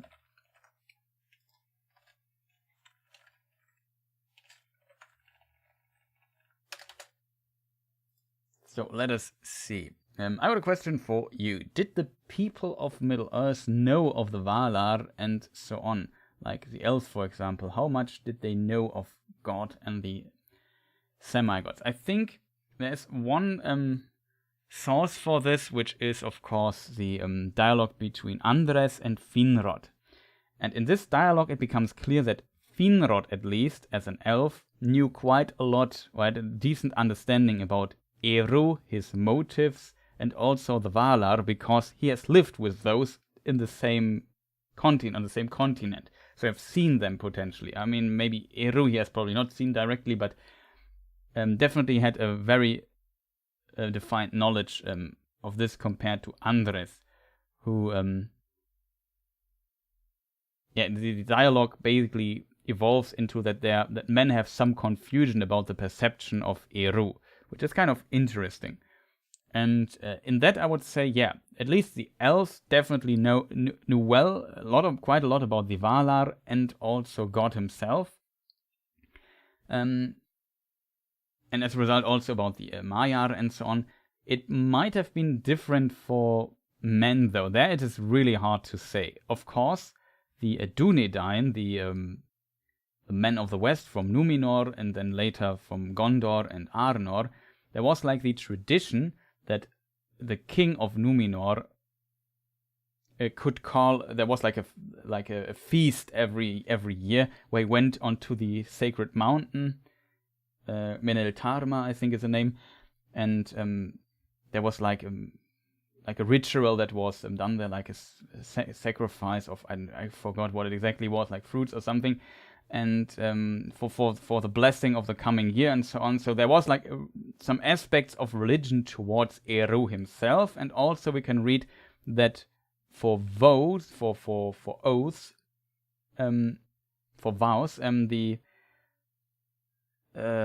king could call upon Eru. For example, even later the ruling steward, we have the chapter about Kirion and Eorl, the first king of Rohan, that they also had this oath that they swore to help each other, and that they also called upon Eru in this. And I think it was there explained that the kings of the Dunedain would call upon Eru. Isildur potentially did the same when he, for example, called upon, basically put an allegiance or allied with the hillmen that later would become the oath-breakers who broke their oaths, because he called upon Eru, and Eru accepted this oath, and they broke it, and as a result it had severe consequences for them, becoming these ghosts, basically, later.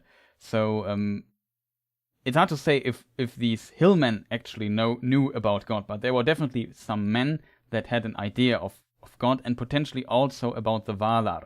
I think it depends on how well their contact toward the elves and elven culture was to determine this. It might be that some Norsemen in the far north did not know much about Eru and the Valar as a result, because they had potentially very little contact with the elves. Really hard to reconstruct, but something like this. I hope that somewhat answers your question. If you have a follow-up question, feel free to post it, or if I should maybe clarify something more.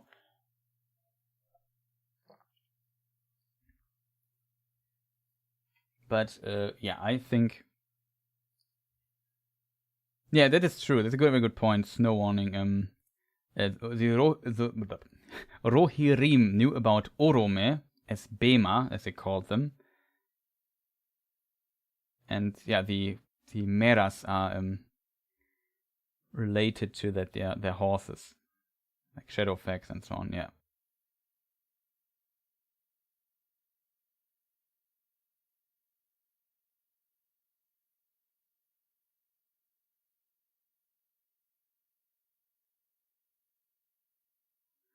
What I find curious, that's a good follow-up question, that that they are never brought up, used in any wordplay in the books, like nobody says for the love of Eru or whatever. Yeah, that's a very good point. But as you said, the elves seem to know quite a lot. I guess Tolkien really, it's complicated in that regard, that of course Tolkien's work is very Catholic, and that is true, but I also think he tried to be very elegant with this aspect of his work. Like the Christianity that is definitely in Tolkien's books, that's definitely present in Tolkien's books, especially from a Catholic point of view, is definitely there, but he hides it quite well, I think. He's very elegant how he treats it, and he does not try to push it too much into the foreground. I guess out of respect of the religion, Tolkien didn't like allegory, and he probably tried to avoid this. And this is why it often feels like that religion is an aspect in Tolkien's world that isn't very present. Yeah, there might be a phrase, to be honest, but it's at least very rare that it's brought up in some way. And yeah, but it seems like the aspect of religion is it seems very very reduced. It's not that present. While a lot of other details in the books are insanely present, I think these aspects of these Valar and of Eru, they're of course also present, but far less and all very reduced, if that makes sense. And as a result, I think exactly, there's also don't take the Lord's name in vain. Yeah, for example, like Tolkien really tried to this, and he doesn't try to create allegory. As a result, he was very careful with that, and that is, I assume, why it's so rarely used in his works. Though you, of course, find it here and there, but you know what I mean. The whole concept that basically the god pantheon of the Valar still has a true, like a one monotheistic god above it. They are just basically the angels of them. Like he tries to combine the ideas of, for example, Greek mythology, of general mythology, with a god pantheon, with like the Christianity and their belief that there's only one god. And he tried to somewhat mesh this together in his works to make it compatible with his own personal beliefs, I think. And I think he also got like criticism from some people from the church who said that he should not, that he basically promotes pagan beliefs or something like this. Very interesting topic, though. It's also quite complicated.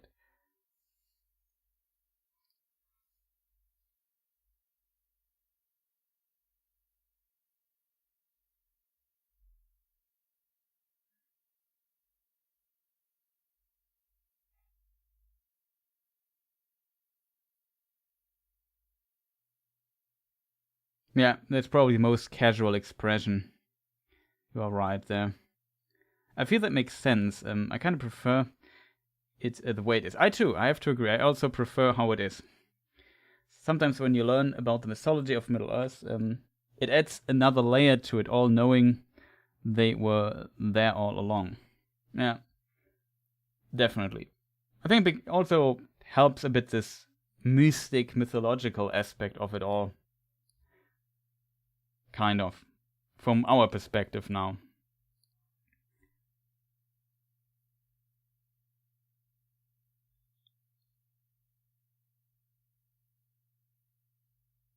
Okay, chat.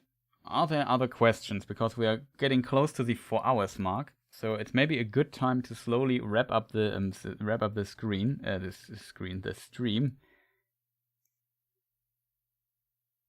Because it's very late for me, and for some of you maybe too. And yeah, talking for 3 hours or 4 hours straight is also kind of exhausting for the voice. But yeah, that was a pretty good warm-up too, to be honest. Getting like back on track. Very happy. Shoutouts to Snow Warning and Redbook again for helping me with these two names that I couldn't remember. But it's also very very minor stuff. Pretty tough questions here at the end too.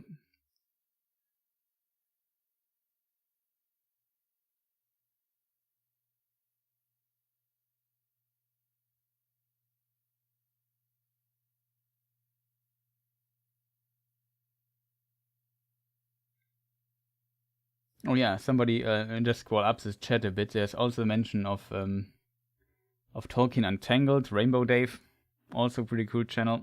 Shoutouts to him too. I have too many good channels right now. I hope people just return to my channel too and watch my stuff from time to time. Because the competition is definitely growing, I have to admit. Like when I started 2017 making my first lore videos, there was only Geek Zone, Men of the West and me, and maybe Civilization X or so. And Arachir Galucirion, I forgot the name. Man, I have to look it up. But you know Arachir. Galodirithon, that's how it's pronounced.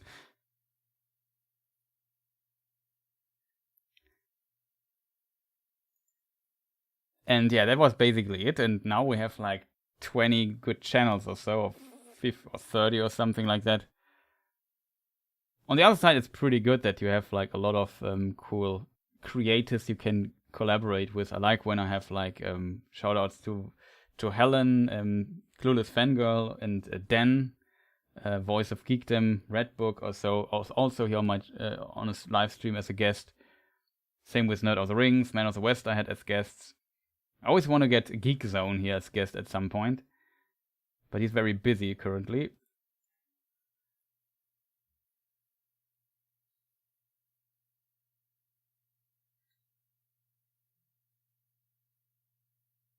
Let me just scroll back to the bottom. Let's see if I missed something.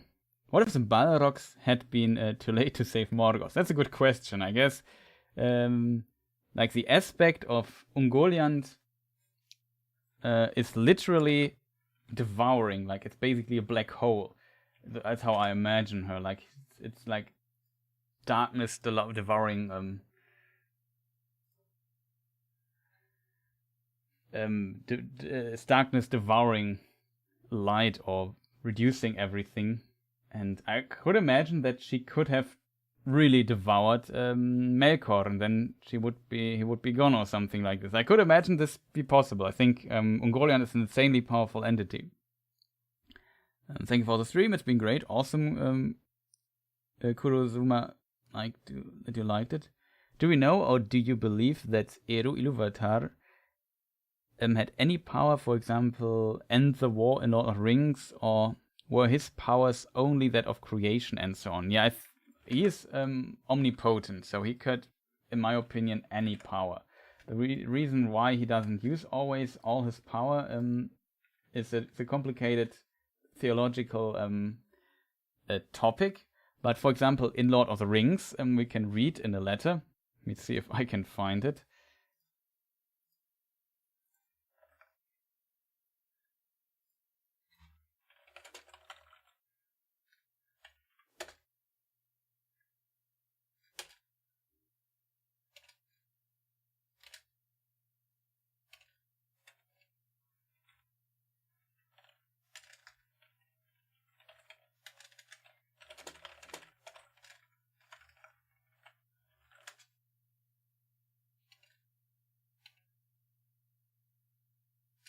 Let's see if I can find the quote.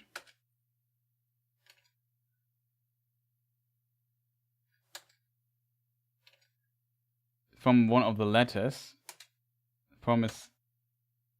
The word I hoped would help me find the letter didn't put out the result.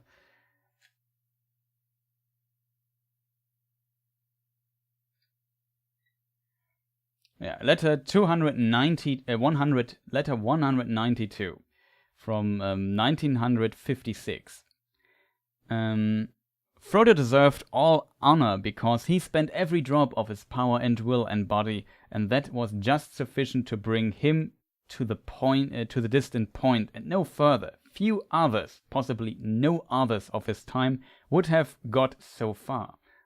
The other power then took over, the writer of the story, by which I do not mean myself, that one ever-present person who is never absent and never named, as one critic has said. So, basically Tolkien confirms here in letter 192 that God basically took over. It took, of course, every last piece of will for Frodo to bring the One Ring to Mount Doom, to the fires of Mount Doom, but he couldn't destroy the One Ring. And then Gollum basically bit off his finger with the ring, got the ring back and danced around and was happy, and then he slipped and fell into the fire and died. This is also related to a promise he made to Frodo, though, because there was like, he had to swear that he would not basically turn on the master and do as he wishes. And if he not, he should fall into the fires of Mount Doom. And that is exactly what happened here. So there's another nuance to this, but at that point, another power took over, and he slipped him over the edge into the fire because he broke his promise. In parts, at least. So, the power of God is actually present in this, but it's very nuanced, very small things that might not be noticeable. But a very good question, though.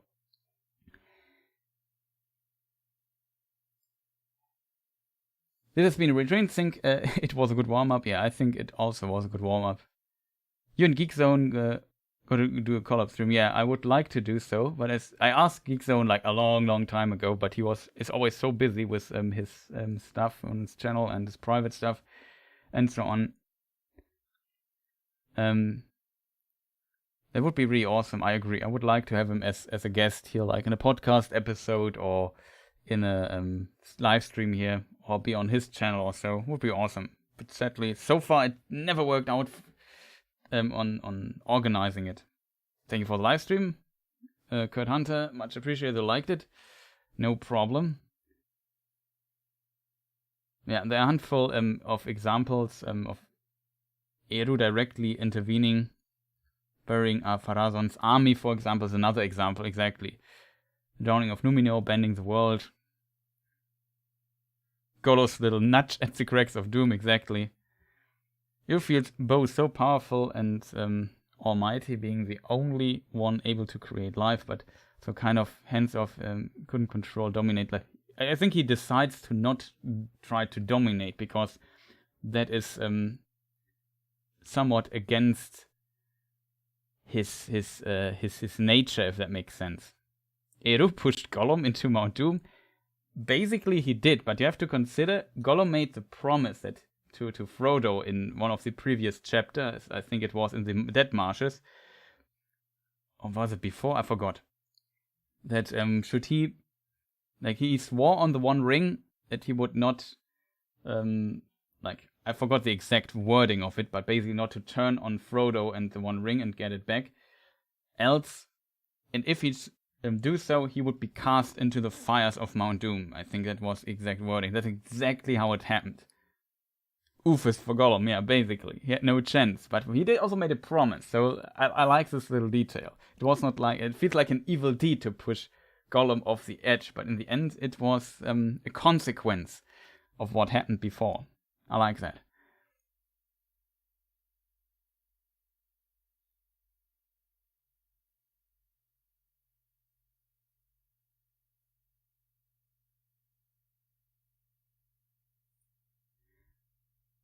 A lot of tough questions coming here at the end.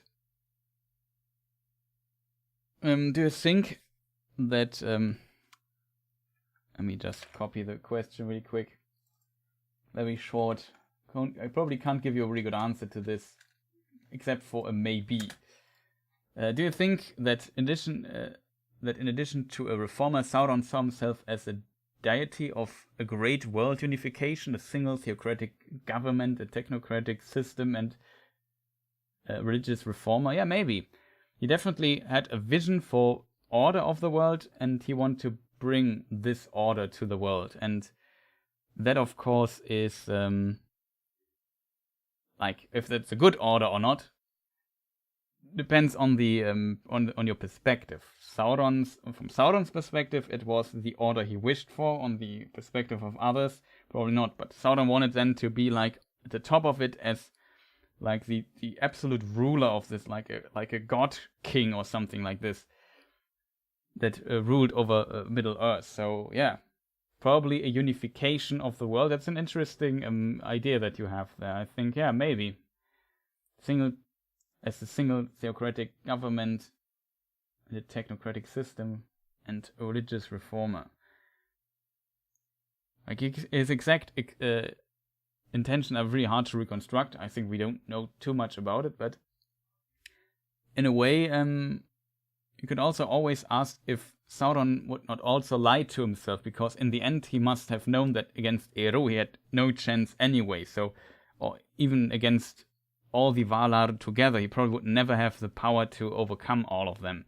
So as a result, he could never really fulfill his actual vision and has to basically betray or lie to himself that this would be even possible. So in this shape or form, there was also something nihilistic about Sauron too in this regard, even though his vision was not the destruction of the complete creation, like with his master Morgoth. That was the vision of his master Morgoth. He wanted to just give it an order under his imagination and a new purpose, and everything would be under his will and his domination, and he would be like somewhat like a god king about god king for all of this.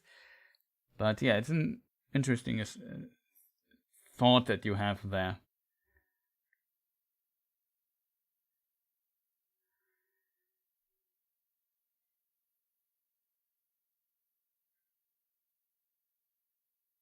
You and Geekzone have a similar vibe. You've great as a duo. It would be great as a duo.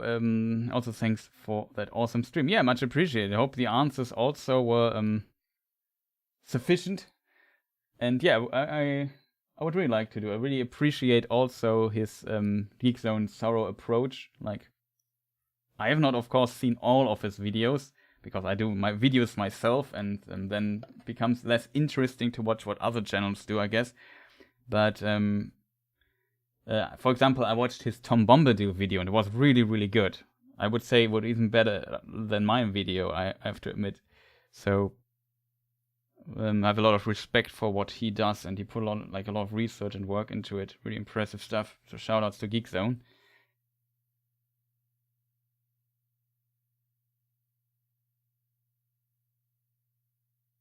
Swearing on the ring is treacherous, yeah.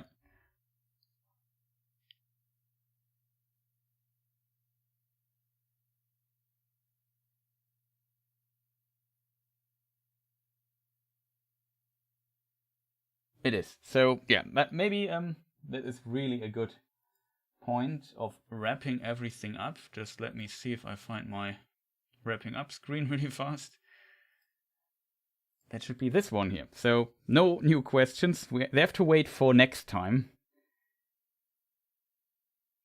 Sauron wanted to bring the original creation under a new order that is under his will, while Melkor or Morgoth wanted to undo the original creation, basically as a complete nihilism.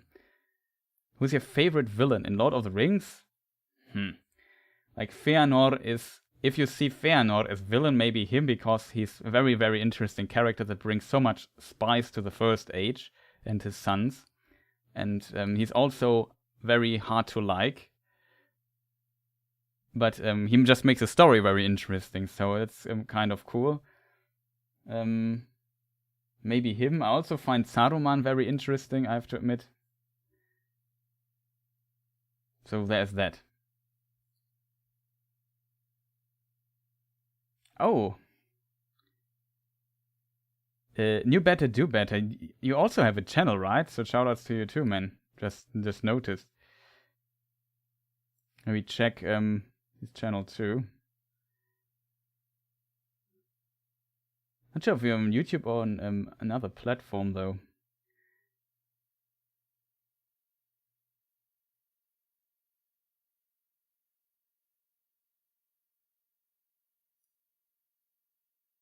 I mean, I even like that, just returning to this favorite villain question, Sauron is different from Morgoth. Like, it's a different evil. I like the nuance here that Tolkien put into that both creatures both entities are so different in their goals and so on, but have also some similarities. Yeah, on TikTok, right?